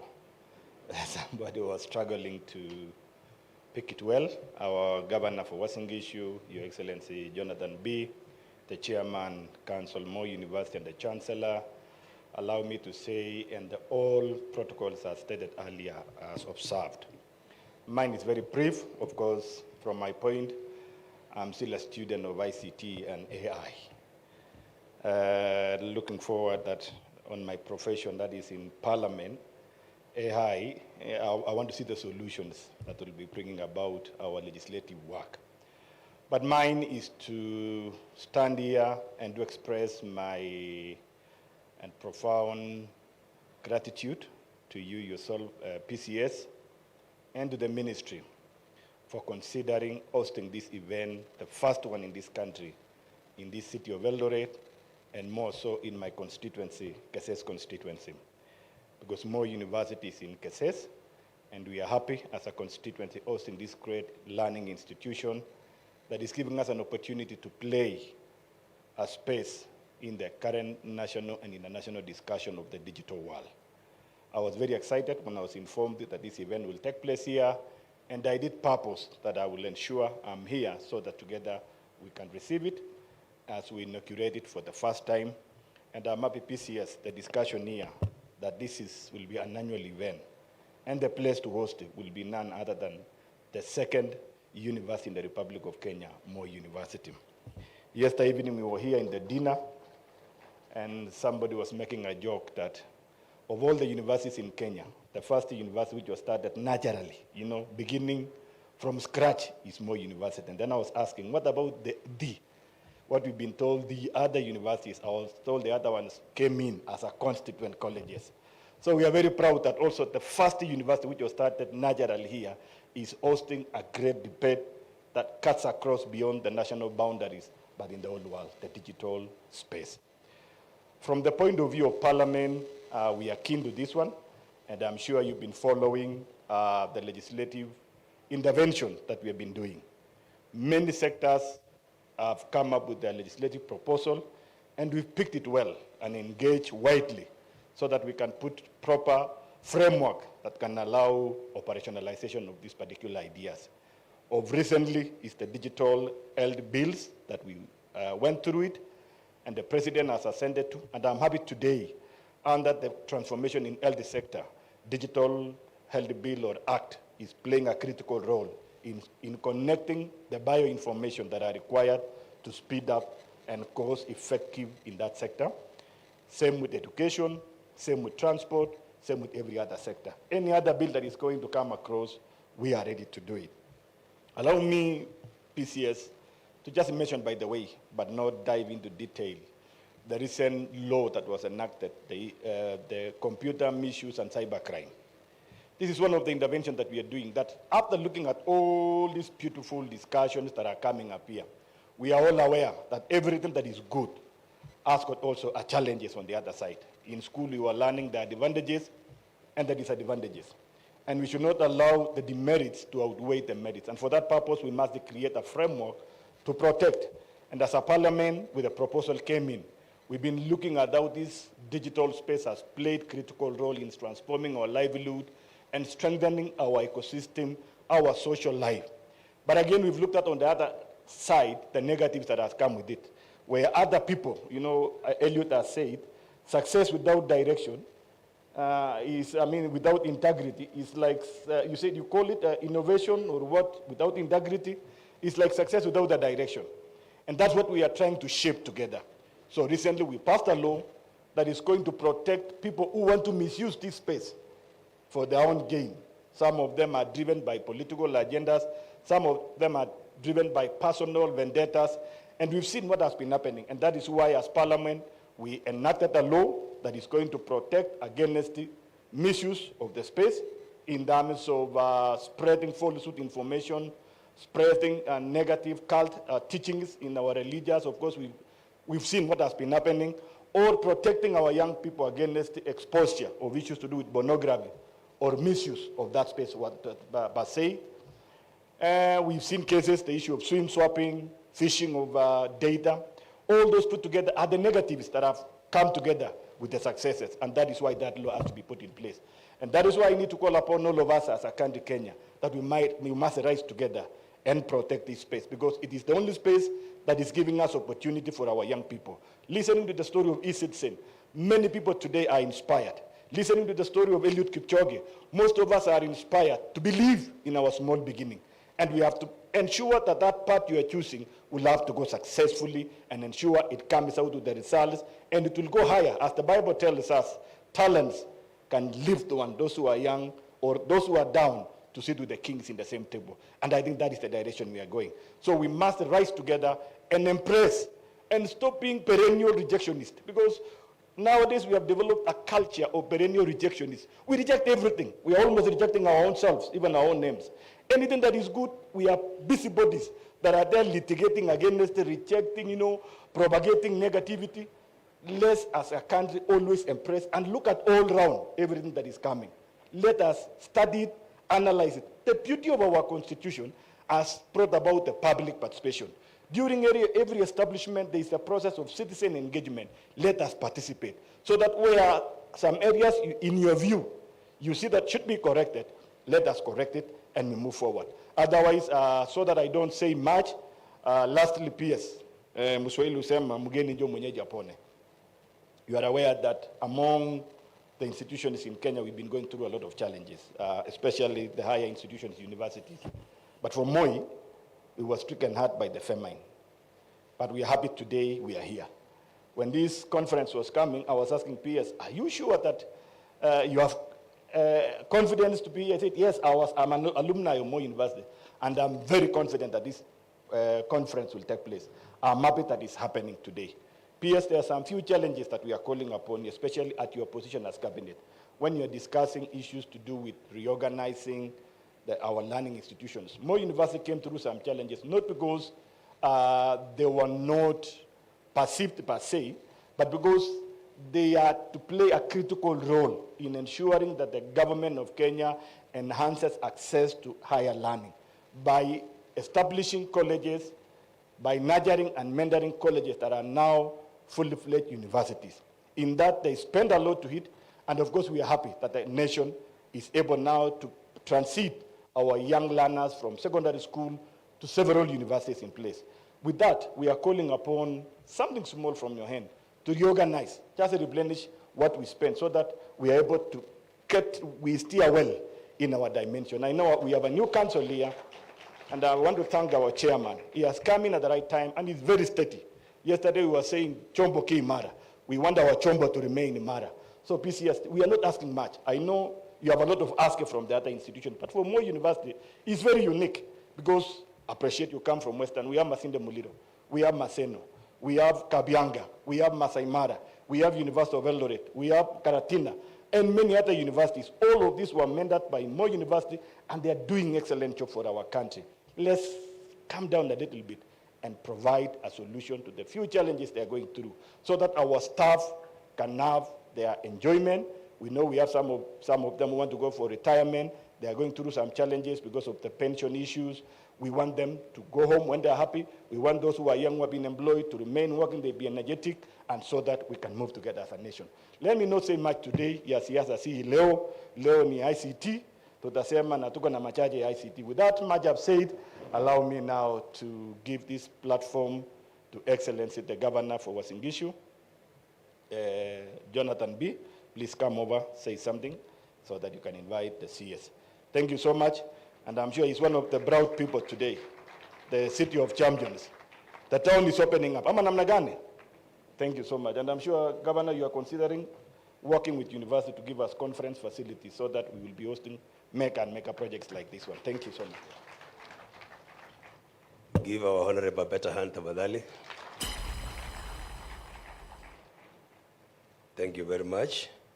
Our Prime Cabinet Secretary, Honorable Musalia Mudavadi, our CS, ICT and Digital Economy, ICT, Mheshimiwa Kabogo, also one-time Governor, Excellency, let me add Excellency, so that you remember those days. The ICT Principal Secretary, Engineer Tanui, other PSS, ICT agencies, our partners, Moi University leadership, our athletes, students, exhibitors, distinguished guests. Good afternoon. Let me say Chamge. He just replied Chamge. It has nothing to do with the software. Chamge? Very good. It is an honor to welcome you all to Uasin Gishu, the County of Champions, for the inaugural Kenya Software AI Summit. And you realize the name champion is not just a title, we mean it, because from the speech of our brother, the champion himself, you realize there is some substance in it. It is the real champion. Can we give a hand to Kipchoge? This is a proud and historic moment for our county and for our country. Artificial intelligence and robotics are now the reality of today. They are transforming how we live, how we work, how we farm, and how we govern. Here in Uasin Gishu, AI feels familiar.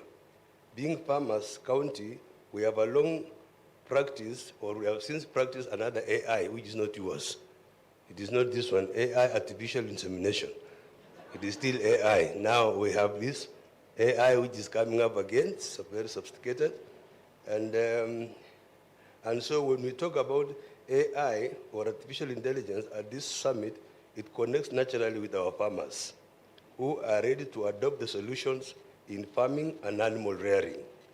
As we reflect on this connection between tradition and technology, this summit marks the beginning of our journey to nurture software champions from County of Champions, young innovators who will lead and be in charge of shaping intelligent solutions through artificial and also synthetic intelligence.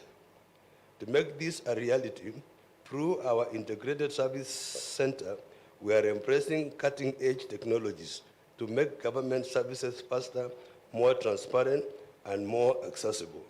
Ladies and gentlemen, by doing so, we are enhancing service delivery and also expanding counties' revenue base through Sisipo Pay, while creating new opportunities for our people by leveraging artificial intelligence and the data to understand that our residents want and how we can serve them better.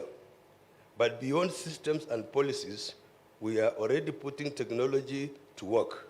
Our farmers are using drones to spray crops, monitor soil health, and apply fertilizers with precision.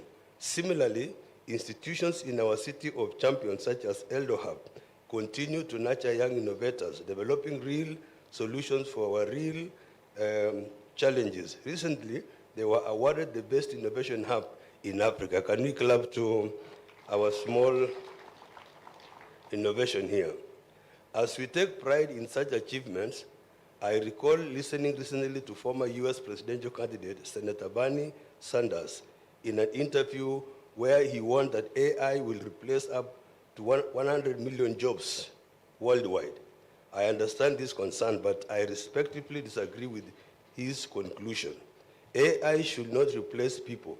It should empower people. It should not take away work. It should make us work smarter, faster, and more productive. In that regard, the solution is not to fear technology, but to prepare for it.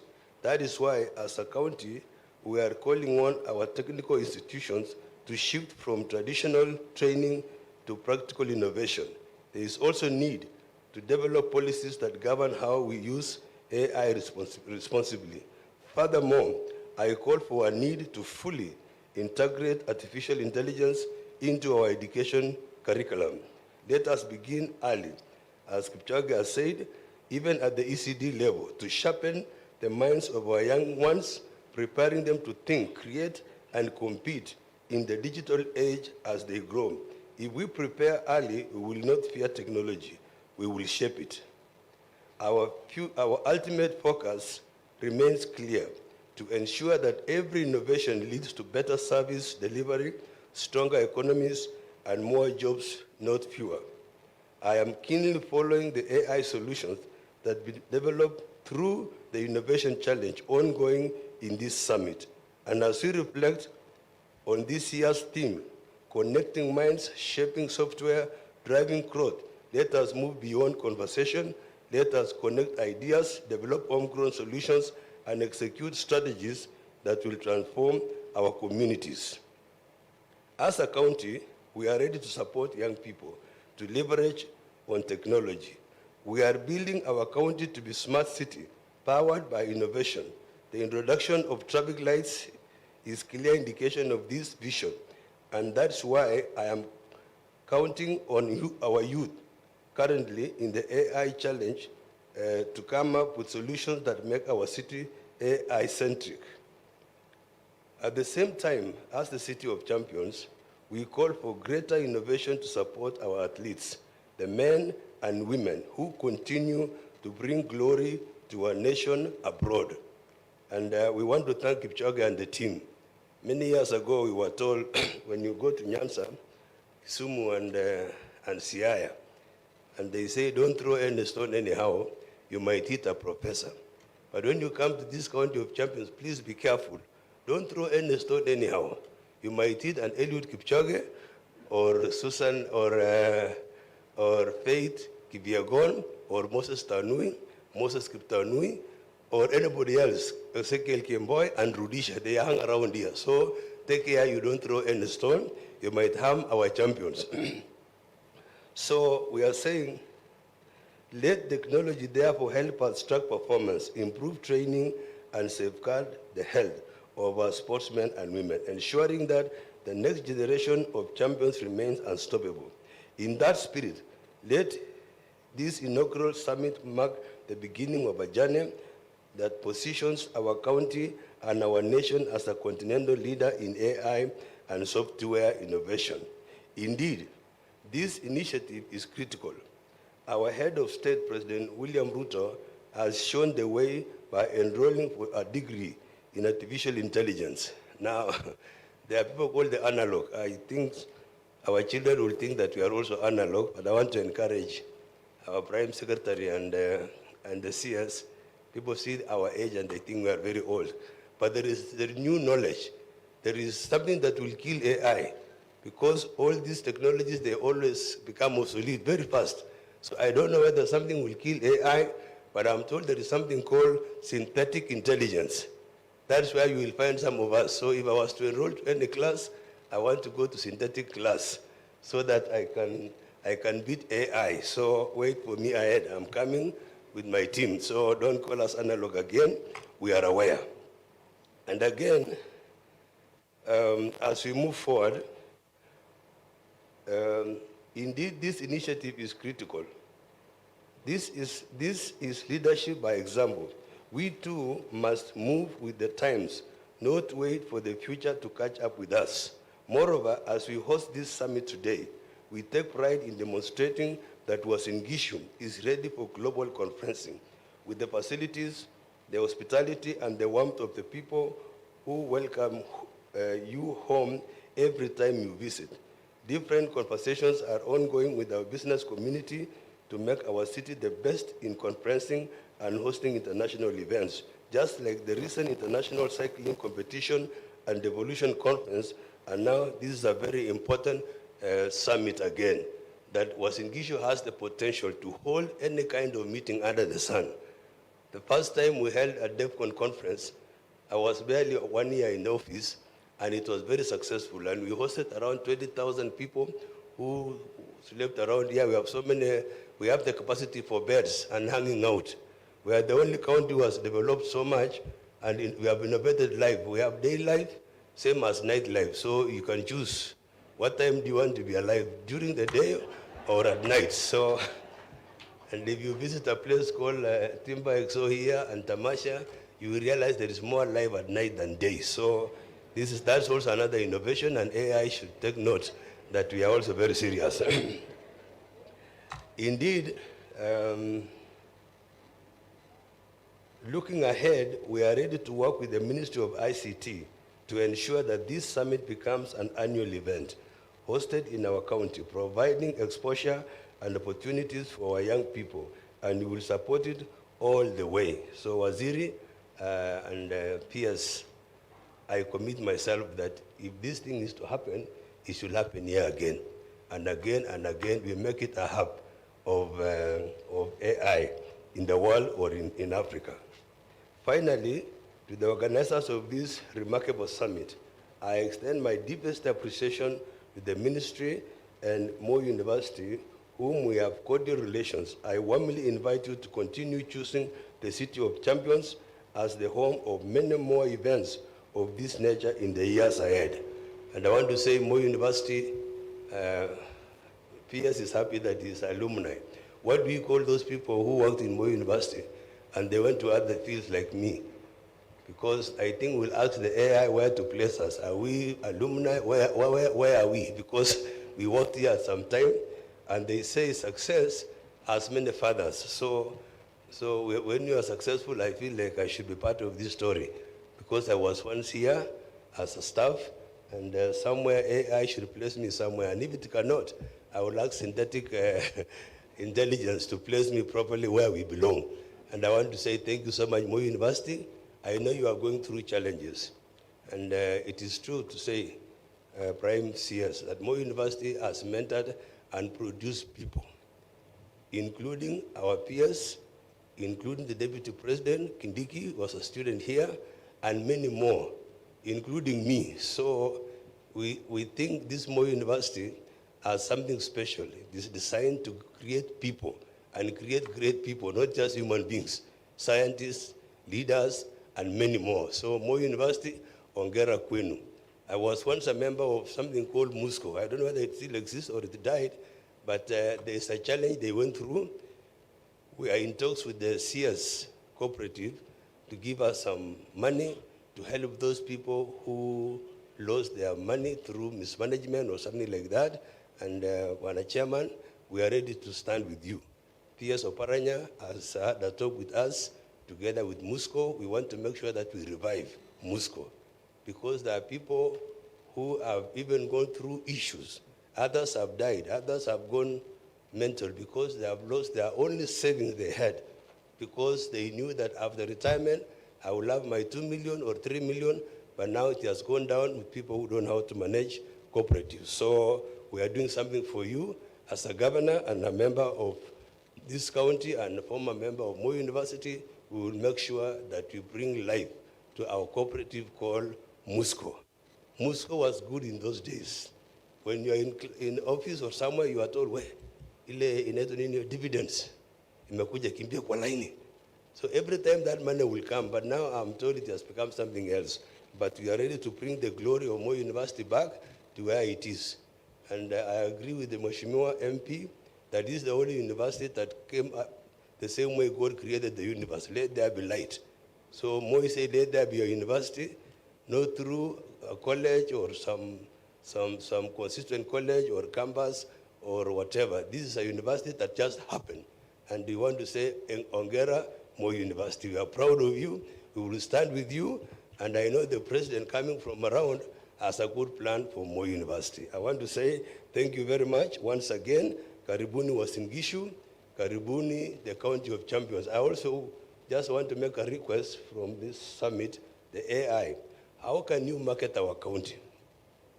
Can you apply AI to market Uasin Gishu? Because I was in China a couple of weeks ago, and they don't know the difference between Uasin Gishu and Eldoret. So they say Eldoret County, Uasin Gishu. They don't know even to pronounce Uasin Gishu. So I think we need to go like the rest. Every other city goes with the name of the county. Like Nairobi, Nairobi County. Mombasa, Mombasa County. Kisumu, Kisumu County. Nakuru, Nakuru County.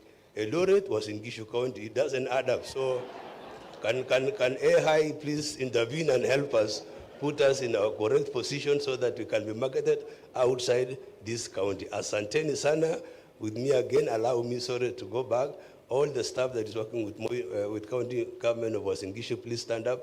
We are very serious. We are very committed. The gentleman there is our county minister for ICT, youth and innovation and sports, Wanakeme. And the gentleman here is the deputy governor, the youngest deputy governor, I think, in the world. So, tunadili na GNC wenye wako hapa, ana hiyo lugha. Wanaongea lugha ingine, si Kiswahili, si Kiingereza, si Kinandi, lakini they know how to communicate. I think they speak in AI or something like that. So thank you very much. Those of us who are really wishing to enroll in this class, you put me in the class called synthetic intelligence. This AI thing, I think, the knowledge is growing so fast. And these things, ICT, they become obsolete very fast. So before this one becomes obsolete, you wait for me ahead. Thank you very much, and God bless you. Allow me humbly now to welcome our Cabinet Secretary, Kaboko, to come and share his words of wisdom. Na karibu nyumbani. Kaboko, hapa tunasema 2 terms, so they might not understand because of AI, but just use their language to make sure that hapa ni 2 term pamoja na governor. Asante sana.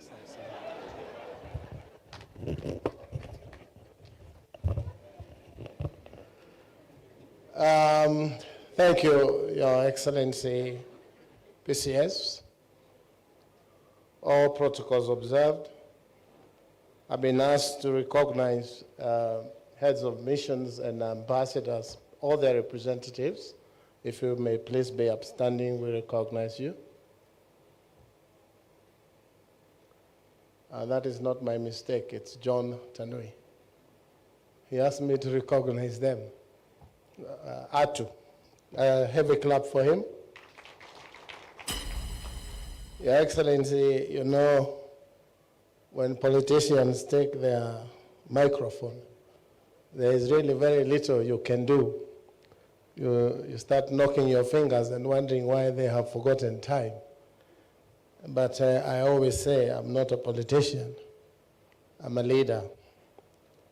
And if you Google, AI will help you to understand why the difference between a leader and a politician. Your Excellency, in the morning, just before I invite you, as I was waiting for you, some young men I had seen many years ago here in the city asked me, William, why did you choose that haircut? And really, I looked at him and I wondered what was wrong with this gentleman. Quickly I thought, and I said, it's just a choice. So when I sat there, when I Googled why was he called His Excellency Governor Koti Moja, I figured it was one jacket he commonly used to talk to the people to vote for him. So don't lose that jacket, my friend. Otherwise, kazi itaenda. So as I was sitting there, Your Excellency, I decided to use AI to check how do you answer someone who asked you how you became bold, so that next time I have an answer. And it says there is that's pretty forward, depending on the context. Anyway, I have a few for you. Just going with the flow, meaning that's how the flow is. I just decided to let my hair be. I've just been embracing my natural style. And the bold took its place. So AI is useful, Your Excellency. And I truly want to say this. If you start now and decide we change our topic and we get these guys to speak, they'll only ask for 5 minutes. Then go out there, chat, GBT, quick, do me a speech, and there you get a speech. And now that makes us all look clever, but also sometimes equally stupid, because you will just speak a question and it will give you a question depending on how you framed your question. So it's important, the young men of this world, there's a guy here who said that this is a job or a game for the young. And I'm sure, Your Excellency, that's not true. These guys want to throw you and I out. And I wanted to tell him, I can't remember his name, was Fipi or Sipi, that when I was his age, I had started a cyber cafe opposite the cathedral in Nairobi. And that's where the people of State House, Controller and others used to come and Google, and the first camcorder was in that place. I was your age. I'm now making money again through AI when I'm mzee. So please don't kick us out. You need to be with us. We embrace that you have the energy and you have everything else that is required in this space, but you also need us. We have the data. Let me not say more, Your Excellency, because there's a new rule in town that once your boss is in town, you speak less. So those who took long, they don't recognize you as their boss because they should have talked less. But allow me to warmly welcome you to the Kenya Software AI Summit, a defining milestone in our national digital transformation journey. Your Excellency, this summit reflects Kenya's evolution from expanding connectivity to building capability, and now to measuring the real economic impact of our innovation.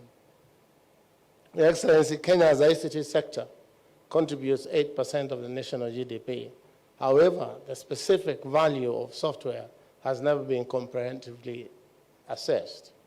Our ministry will spearhead a software GDP measurement framework to capture the full contribution of software to employment, exports, and national productivity. Globally, software accounts for 15% of GDP, and that is where we want Kenya to get in the soonest time possible. Your Excellency, the ministry will also finalize a national framework for software development and quality assurance to elevate the standards of locally developed software.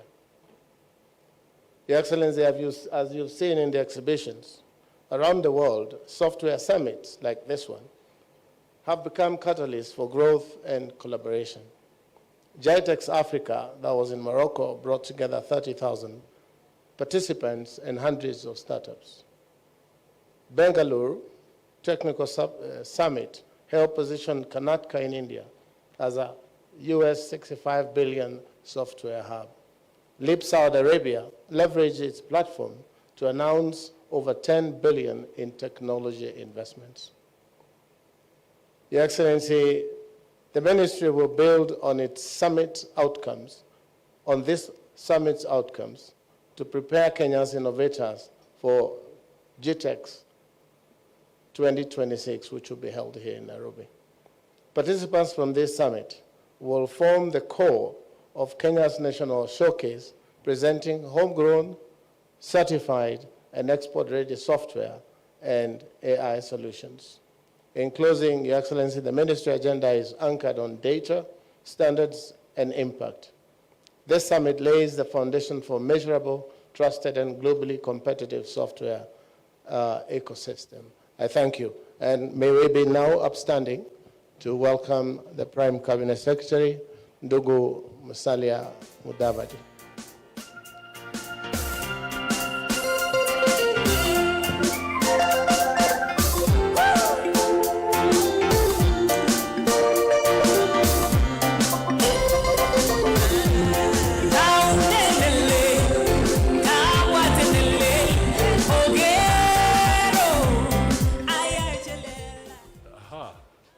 Interesting, is it? Maybe we can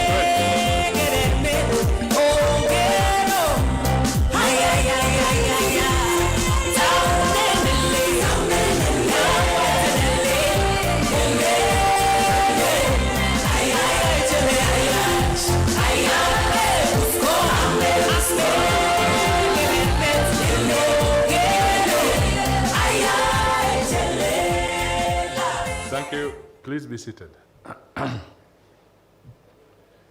My colleague and friend, Honorable William Kabogo, the Principal Secretary is present,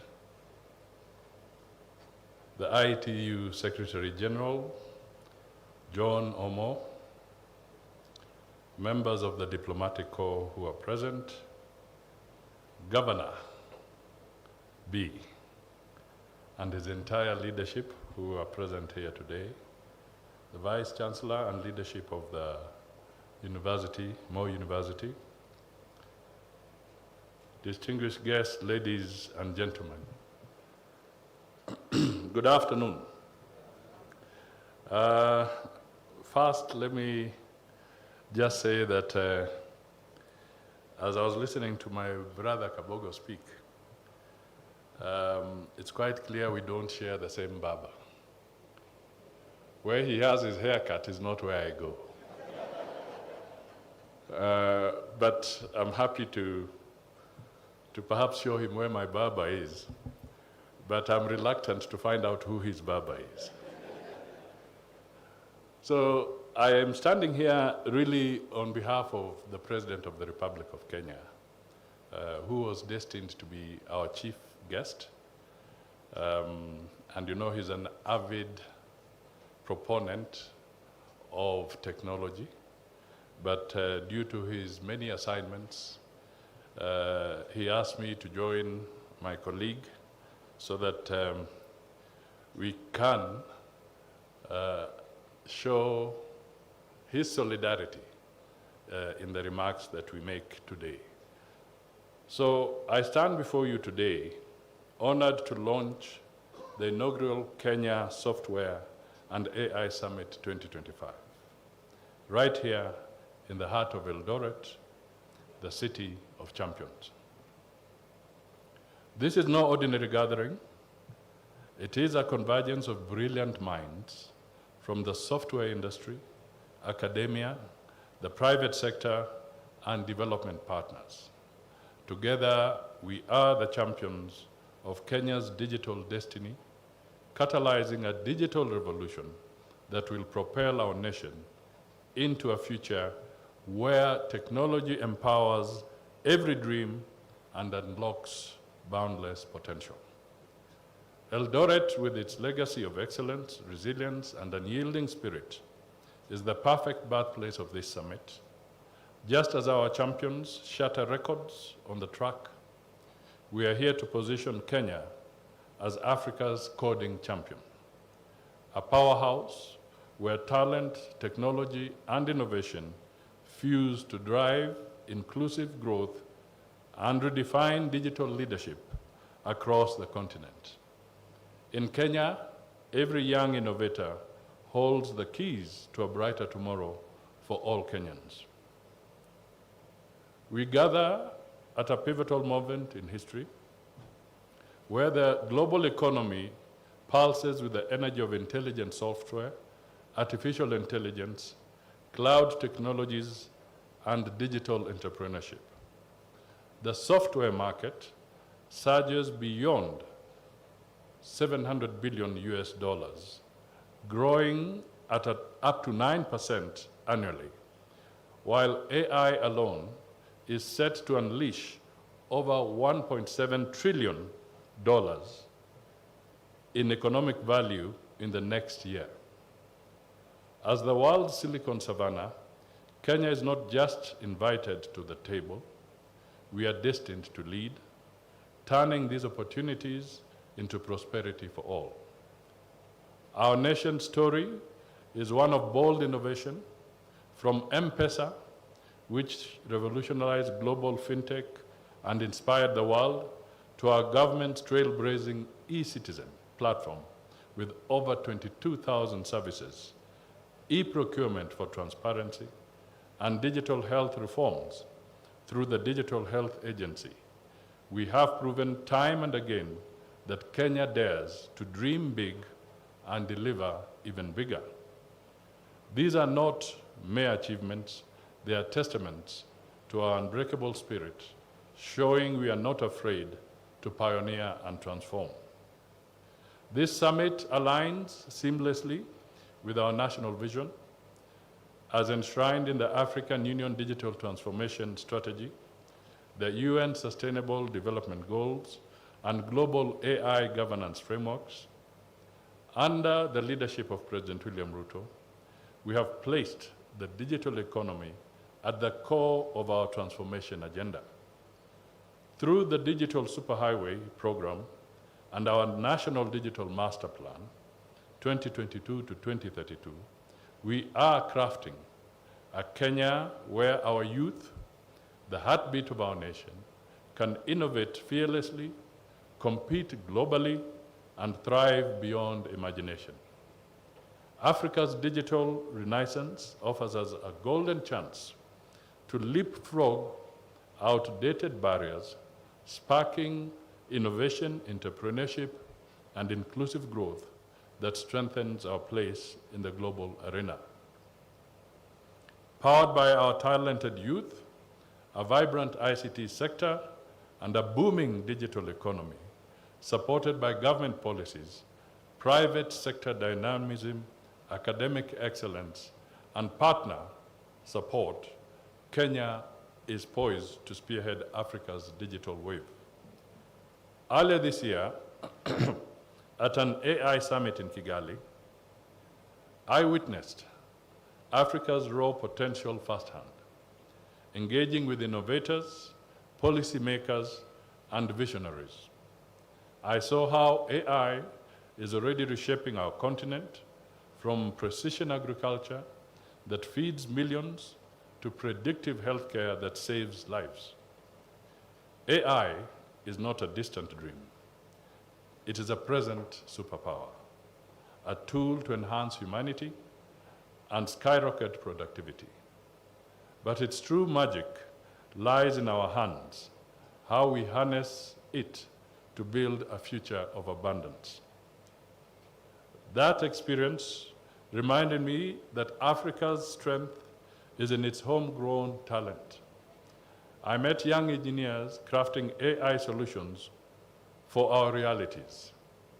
Kiswahili chatbots, bridging languages, as well as AI-supported diagnostics for remote clinics. These stories underlie a powerful truth.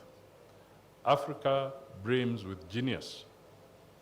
What we need is robust infrastructure, forward-thinking policies, and bold investments to nurture this talent and scale ideas for global impact. Philanthropists and partners, this is your call to action. Build ecosystems where Africans do not just survive, but lead and inspire the world. Over 60% of Africa's population is under 25. It is our youth, not minerals or land, that are our greatest treasure. Just look at the fire in their eyes and the ideas in their minds. Empower them, and we unlock generations of progress. Fail them, and we dim the light of our future. Youth of Kenya, you are not waiting for change. You are the change. You are the architects, the disruptors, the builders of tomorrow. History whispers a timeless lesson. Every great era is fueled by the passion and vision of the young. Africa's youth are not passive recipients. They are the bold creators reshaping the world. Yet too often, their voices are sidelined. This ends now. To forge a self-reliant Africa, we must partner with our youth, investing in them and fueling their ambitions to turn dreams into reality. Today, we do not just celebrate Kenya's digital strides in software and AI, we actually ignite a bolder commitment to harness these forces as engines of prosperity, equity, and security for every Kenyan.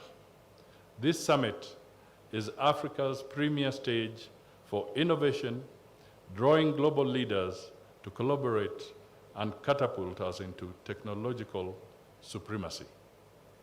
Worldwide, the software and AI landscape evolves at a lightning speed.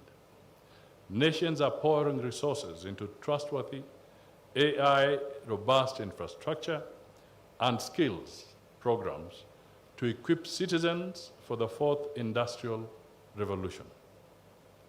The priorities are crystal clear.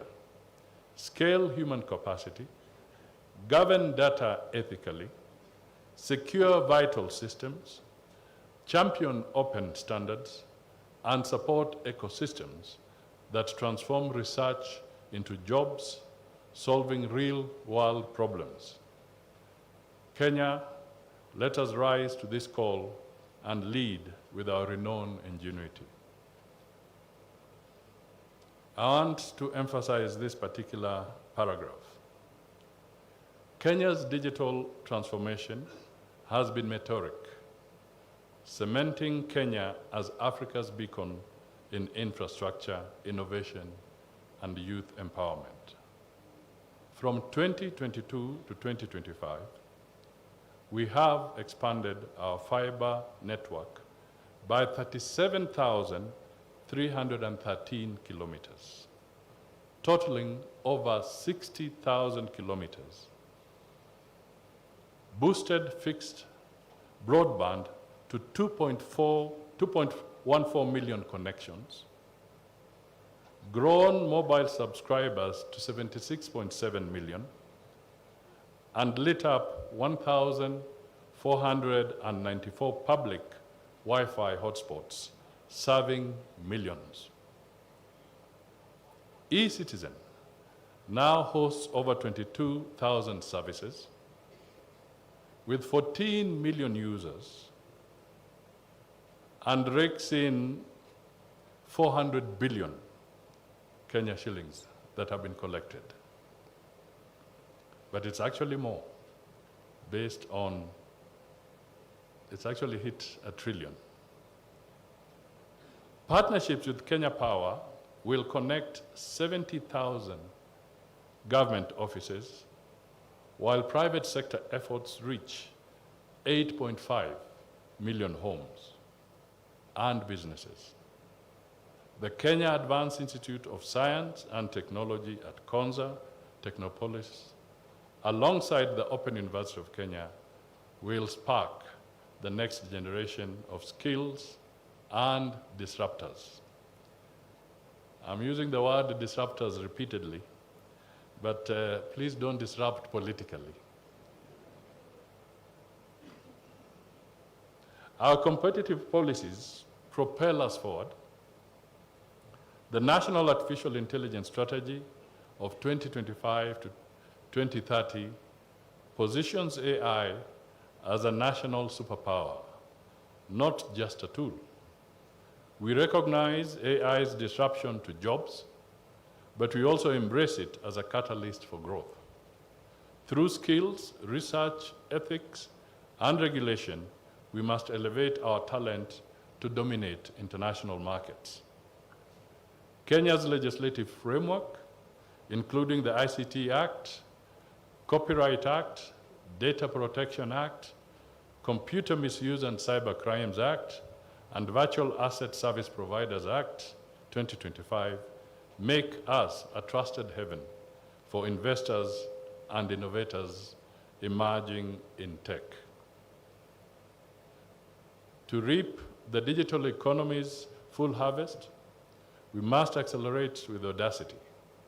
We possess the resources, talent, and resolve to craft AI-driven software that revolutionize Kenya and Africa. I challenge this summit to deliver tangible outcomes addressing some of the following issues. One, skills. What AI-powered abilities will we make our youth globally, will we give to our youth to make them globally unstoppable? Secondly, industry-academia links. How can universities and TVETs equip talent for tomorrow's connected jobs? Third, local participation. What frameworks will empower Kenyan innovators to drive government digitalization nationwide? Policy innovation. That's the fourth. What bold steps must the government take to upscale our software industry? And fifth, the youth agenda. What pledges ensure innovation, creates real jobs and wealth for our young trailblazers? This summit must evolve into Africa's epicenter for software and AI, uniting entrepreneurs, investors, academics, and policymakers. Software and AI are modernizing agriculture, revolutionizing healthcare, personalizing education, fortifying security, expanding manufacturing, enhancing transparency, and supercharging services. Government cannot do this alone. I repeat, government cannot do this alone. We therefore call on the private sector, please invest boldly, co-create, and unlock doors for local talent. For the academia, retool curricula to forge future-ready skills.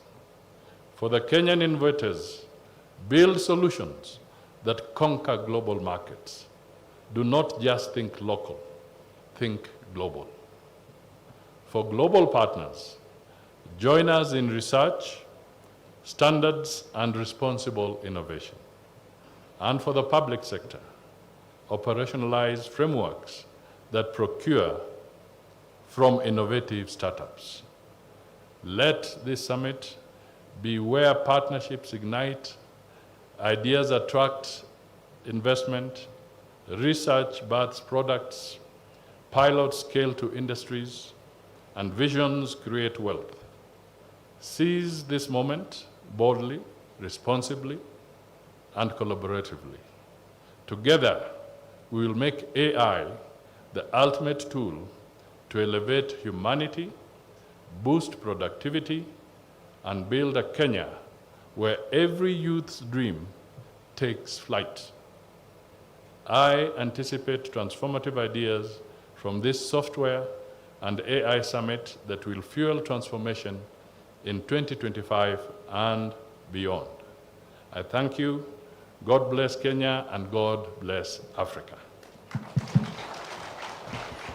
A better round of applause for the Prime Cabinet Secretary. I don't have to say much. I think I'll dilute a statement that I think had a lot of content. But let me just say something. As we looked at, I think you call them the agencies and all that. There's the one where there was the clenched fist, close to Kipchoge's figure or portrait.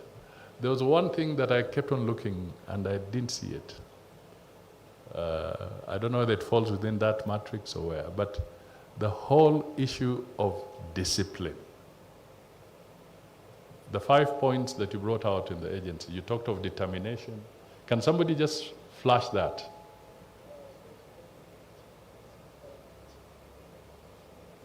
I think it was in the very early stages. The yellow one, I think it was being done by the young man from Nakuru. E-citizen. Yeah, but anyway, if you get it, fine.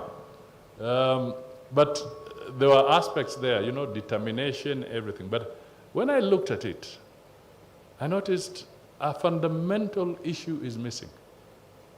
Discipline. Discipline was lacking there, and integrity.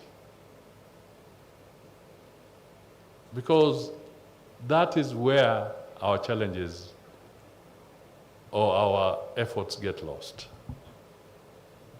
To be world-class innovators, listening to Evid, listening to Kipchoge, this is not instant coffee. You know? You have to really work at it. And you need to be disciplined as well and committed so that you can then see the results at the end of the day. Then there was the question of integrity. I speak because on this one, I owe it to the young people. And I'm speaking at the right platform for the young people. We are having serious problems that could hinder your growth and your progress. Your digital footprint, good young people listening to me because this is your platform. Your digital footprint is very important. It's very important. It can either block your ascendancy to greater heights, or it can become a big problem. Right now, when I speak to you, there are some nations that have now made it a requirement to examine your digital platform before you get a visa to travel. It's no longer fiction. It's the truth. I speak here because I also have children. And I owe it to you that discipline and integrity is what will take you higher. it may seem fashionable to disparage the president and to ridicule the president and to ridicule Mudavadi and to ridicule every other person because it looks fashionable. But I'm telling you, it will not be fashionable when you find that your visa is being denied. So enjoy this space. Make good use of it.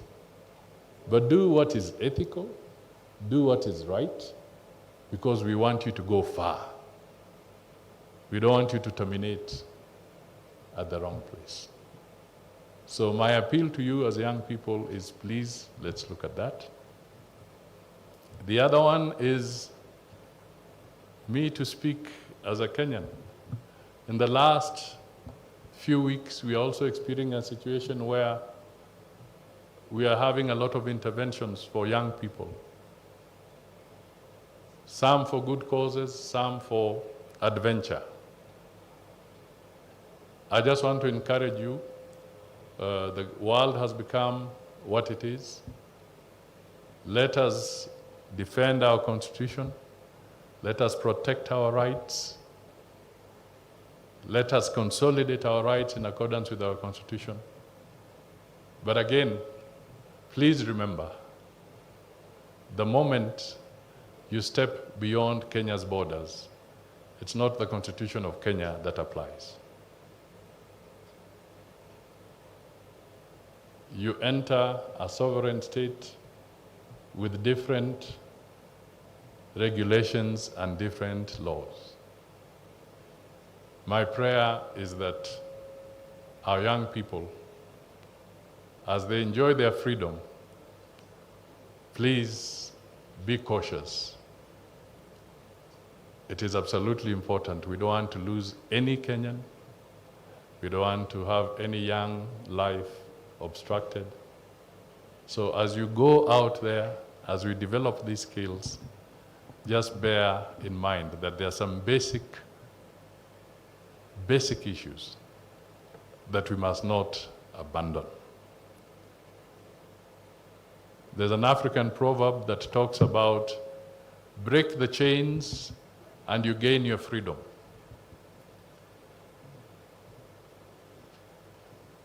But if you cut your roots, you die. So in all this, let us break all the chains of poverty, of illiteracy, of anything that would stop us. But let us not cut our roots. You are Kenyans. You are African. Keep your roots as you go out. God bless you all. Thank you. Thank you so much, our Prime Cabinet Secretary. Now, just before you leave the stage, sir, I know you're a little eager on this. I would like to ask the CS and the PS as well, and the governor to kindly join you on stage for only 5 quick photos that we want to do. And as they come in, could you kindly have the partners who spoke here, ECS Huawei, the chair and vice chair of Moi University, Konza CEO and ATU, kindly come up stage very first.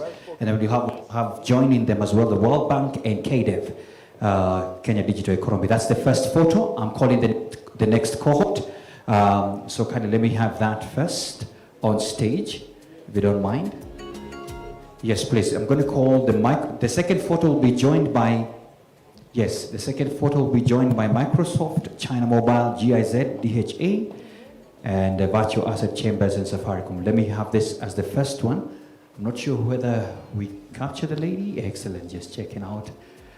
Thank you so much. If you may, I think we'll make a curve kindly, because you can see, yes. Come, step forward a little bit so that there's a curve. It's only one lady in the parlor. Yes, that's the one for the beginning, and then we'll have more coming up. Thank you so much for that. Thank you so much. Let me have the next photo. Thank you so much. Yes, so we're going to have just the PS staying put. Thank you so much. CS kindly stay right there, and the governor with our chief guest. We have the Microsoft, China Mobile, GIZ, DHA, and the Virtual Asset Chamber. Kindly come up here, and Safaricom. Kindly come up here. We'll also have Bororut and Evit. If it's Sidi, kindly come up. If you don't mind, very fast, so we can have that photo. Thank you so much. If you could kindly move it as well. Yes, yeah. Go ahead, Microsoft as well. There you go. Lovely. Excellent. We can create a better curve from the other end. Yeah, some of us can cross over to the other side. Thank you so much. I appreciate that. Yeah, there you go. There you go. Lovely. Let me have the Mo University Organizing Committee kindly on standby. On standby. 3, 2, go. Thank you so much. We may take our seats. Let me have the chair of the council and the Mo University Organizing Committee. Yes, and the VC as well. Kindly take it in. There you go. I think they're right here. Excellent. And then finally, we'll be having the organizing committee of the summit under the ministry and Konza. Yes, gentlemen, one we can cross over to the other side as well. There you go. Finally, let's have the organizing committee of the summit under the ministry and Konza join up very fast. Excellent. Thank you so much. Yes, we're going to call them right here, right here. Yes, please come, honorable. Yes, please come. Yes, you missed you in the photo. There you go. And the champ as well. You've been called out. Yes, yes. Huawei. Yes. Yes. We can also have. They want a second one. They want a second one. The CS has called you up. Yes, go ahead for a second one. It's all right. Yes, minor. Yes. And our champion is right there as well. We can invite him. After this, it's the champ moment. That one is special as well. Thank you so much. There you have it. Thank you so much. You may take your seats, but the final one is with the champ. Champ, please come. We need some DNA. The DNA of, injected to our leaders here. Honorable Kabogo said they're not politicians, they're leaders. Let's inject some running energy on them. Yes, vitamin. It's a vitamin N. Excellent. There you go. There you go. So let's all look at the pictures. And that should mark the end of it all. Excellent. Organizing committee, sorry, we missed the organizing committee, Mo University. Are you here? Yes, please come up. Oh, please come up, please come up, please come up, please come up very fast. Come up There's a quick final one. Lovely.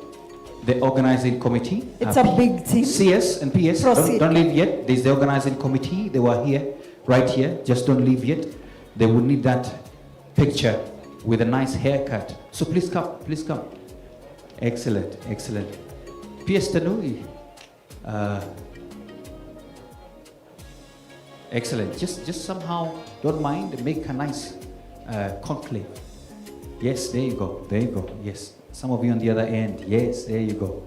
Lovely. That's a beautiful one. That's the organizing committee.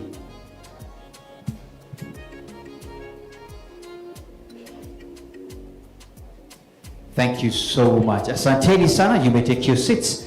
And ladies and gentlemen, let's appreciate our chief guest, the CS, Governor and the PS. Asante sana. Thank you so much, Prime Cabinet Secretary, as well as the Cabinet Secretary. And right now, the Prime Cabinet Secretary is going to launch the public Wi-Fi. I urge the rest of us to remain behind as we let the Prime Cabinet Secretary launch the public Wi-Fi right outside at the main gate.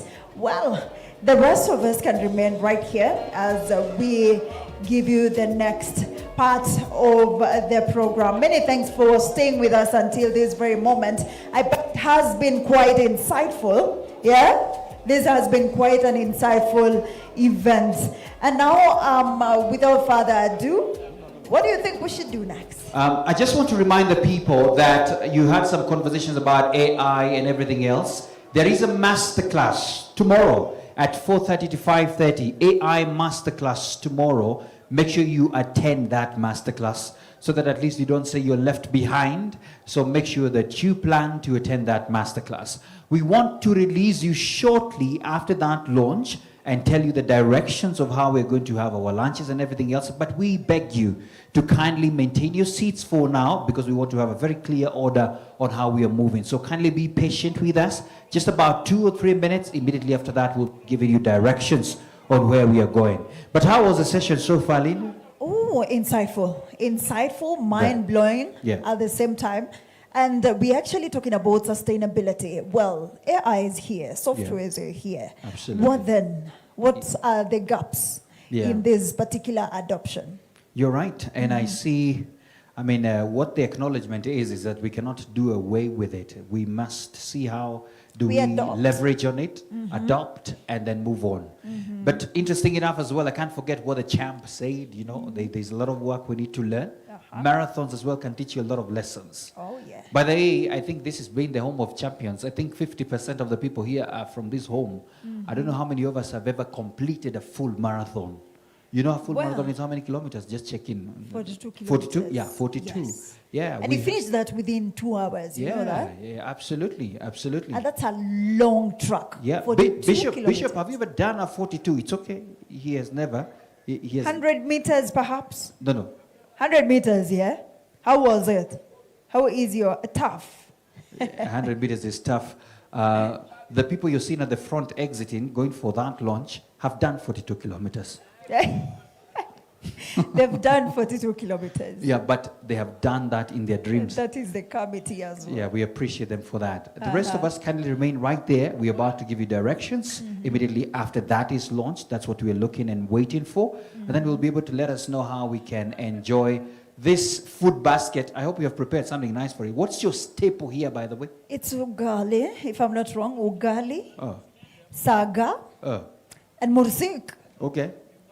Someone So is won't there be mursik? arguing I hope with there's me. some mursik today. We would enjoy that. We would Mursik enjoy is a that. staple. It's It's a staple one here. Thank you so much, You ma'am. come to have. Asante Thank you sana. so much. Asante sana. And just to alert you, when the food session is open, it's already been blessed. Imam prayed for us. He even Yes. touched on it. The bishop and as even the well. bishop as well. Yes. So we will be waiting for directions later on.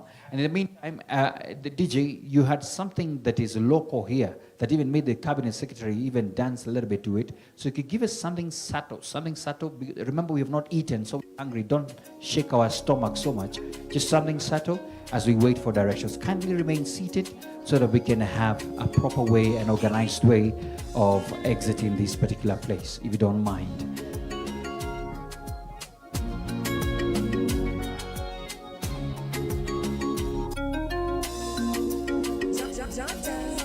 Kin 254.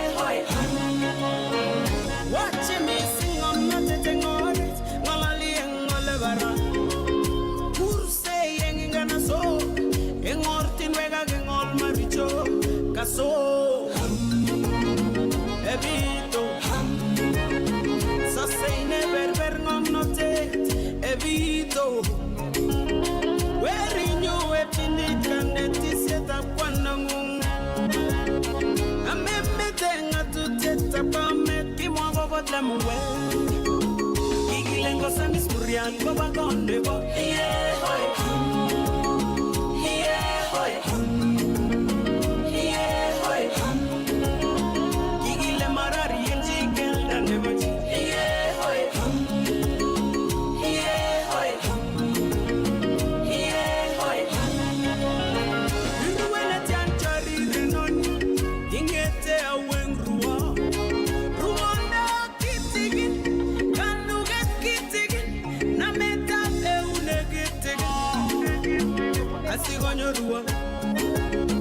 Konyo anyumba nanda go uregi Konyo go uchitane tinyegari Uyo la bireji kasingo metua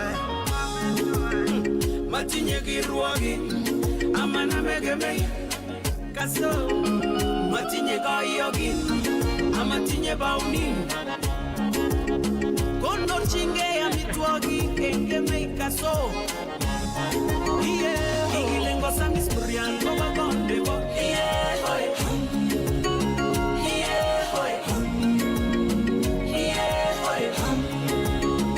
Igile Marari and Chicken Danevachi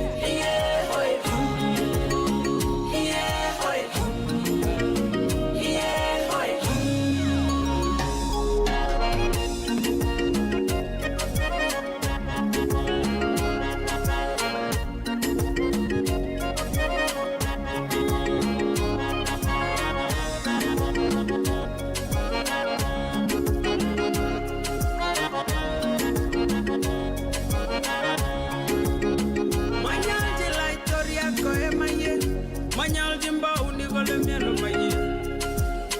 Yegiri maye. Oh, tienga tuti ga urwaita bana. Nage maye. Ne mache galos. Yeah. Kaso. Magigure na lago bot kemme. Amagigure na lago bot you. Chekisa sotunge chame.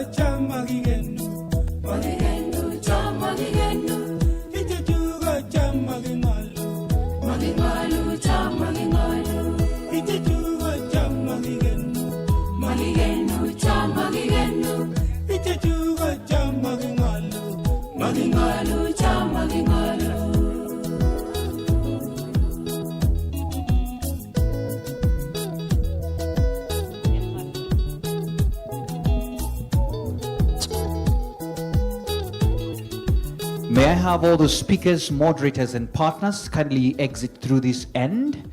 Please come this way so it can be ushered to where you shall be having your meals. The speakers, moderators, and partners kindly come this side so we can be ushered for your lunch. Speakers, moderators, please come here, and all our partners come through this end. You'll be ushered to your respective place where you shall have your meals and lunch. Yes. So all the speakers and moderators, if you can hear me, we have some on the other end. Please come by so that you can be ushered to your respective tent.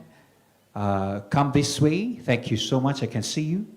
All our speakers, moderators, kindly exit through that end so that we can be able to usher you for lunch. Just right there on that end, there's a team waiting for you to guide you. Speakers, moderators, and our invited guests, kindly come this end. We have this other place where you will be serving across on the other tent. Yes, please usher them here, especially our speakers and our moderators. Please kindly come this end so we can allow you to serve. Yes, this way, this is the side. Thank you so much.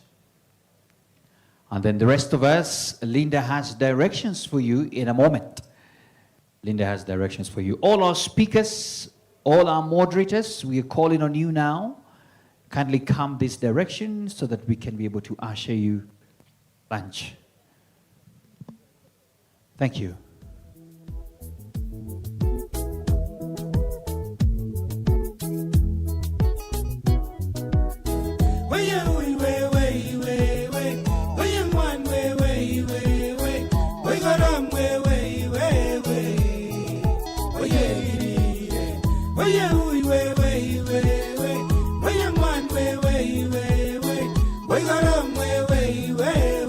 And just to remind us, immediately after lunch, we'll be having our sessions back here. So make sure you're back here in the hour so that at least we can have our final afternoon session. So we are not yet done. Immediately after lunch, we should be able to do that.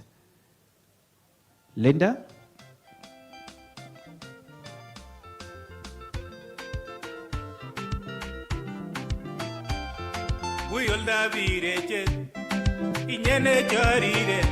DJ. So for the rest of us who are remaining, let's have, since a big number, let's have the first 5 rows coming to me actually. I'll take you for lunch. Come, the first 5 rows, come to me.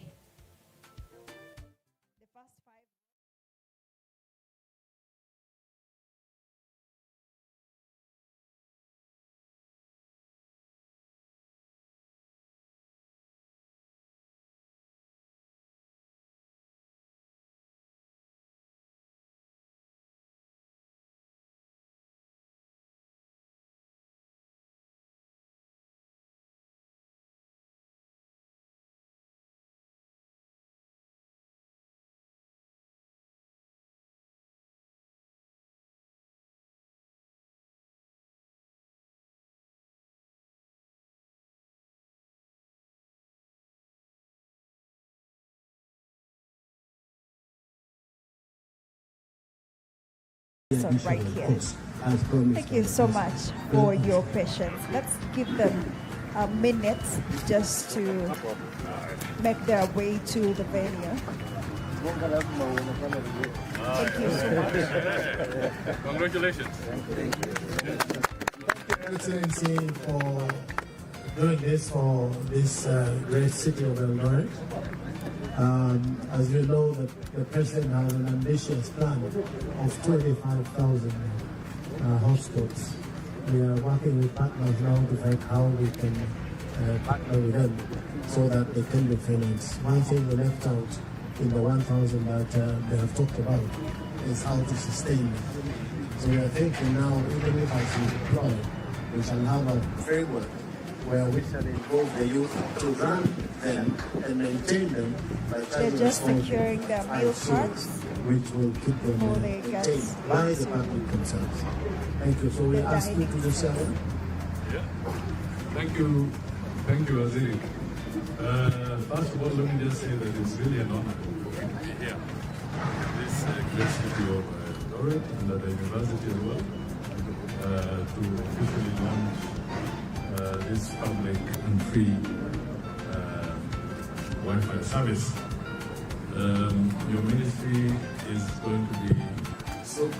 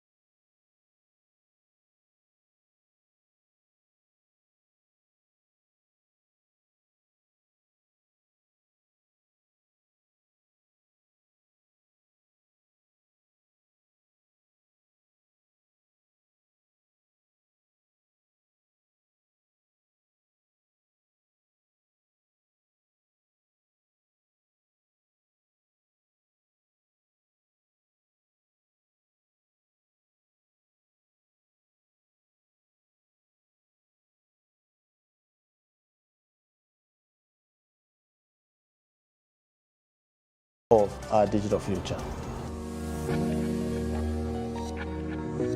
Hosting the summit in Eldoret is a deliberate move to decentralize innovation and opportunity. It signals that Kenya's digital transformation is national. We are creating a new tech corridor connecting universities, startups, and investors in the region, supported by broadband infrastructure and incubation spaces that will remain after the summit. This embodies inclusive growth and equitable access to the digital economy.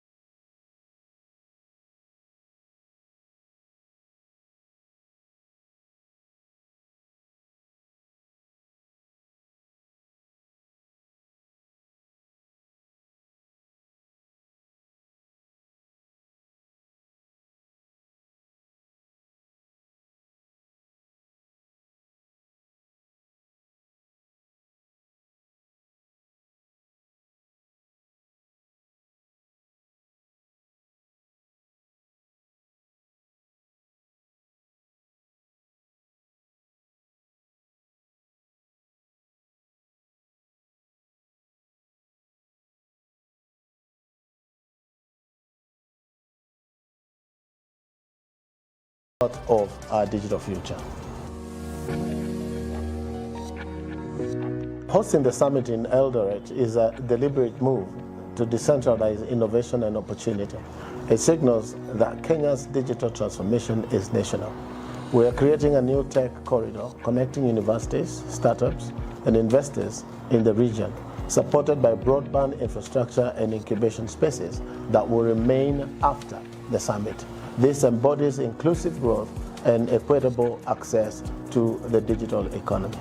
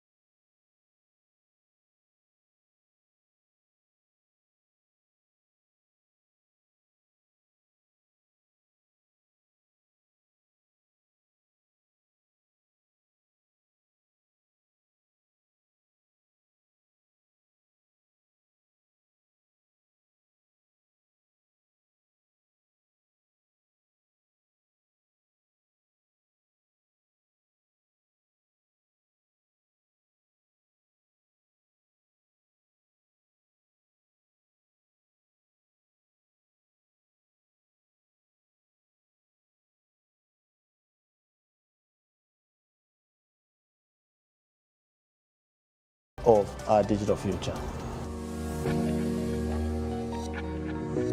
Hosting the summit in Eldoret is a deliberate move to decentralize innovation and opportunity. It signals that Kenya's digital transformation is national. We are creating a new tech corridor connecting universities, startups, and investors in the region, supported by broadband infrastructure and incubation spaces that will remain after the summit. This embodies inclusive growth and equitable access to the digital economy.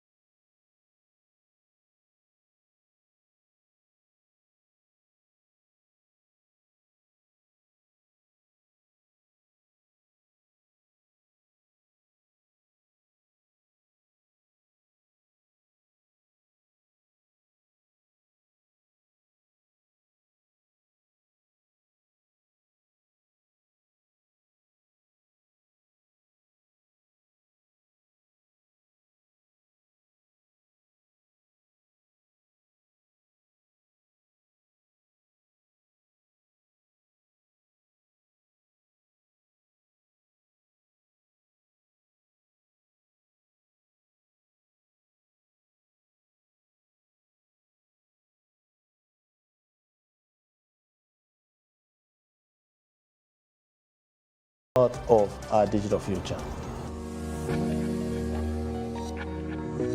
Hosting the summit in Eldoret is a deliberate move to decentralize innovation and opportunity.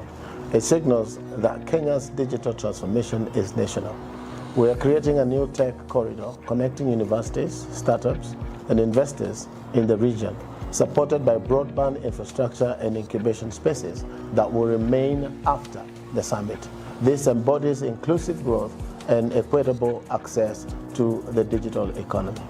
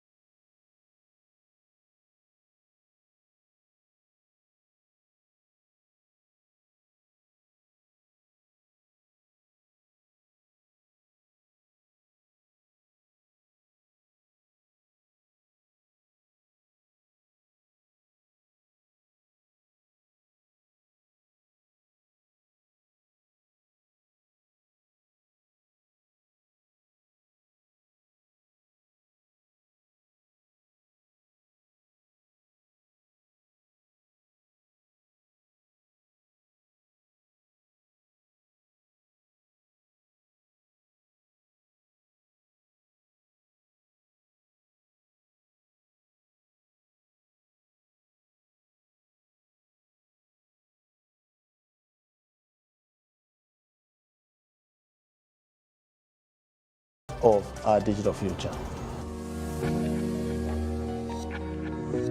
Hosting the summit in Eldoret is a deliberate move to decentralize innovation and opportunity. It signals that Kenya's digital transformation is national. We are creating a new tech corridor connecting universities, startups, and investors in the region, supported by broadband infrastructure and incubation spaces that will remain after the summit. This embodies inclusive growth and equitable access to the digital economy.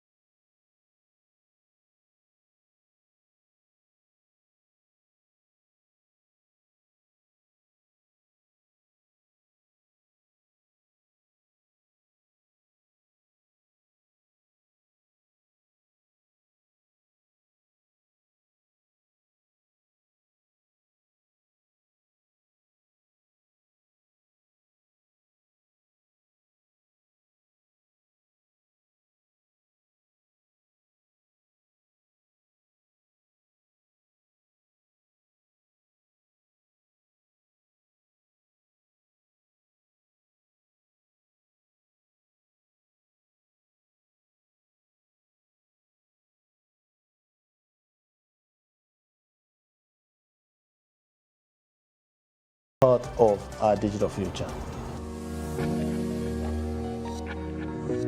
Hosting the summit in Eldoret is a deliberate move to decentralize innovation and opportunity. It signals that Kenya's digital transformation is national. We are creating a new tech corridor connecting universities, startups, and investors in the region, supported by broadband infrastructure and incubation spaces that will remain after the summit. This embodies inclusive growth and equitable access to the digital economy.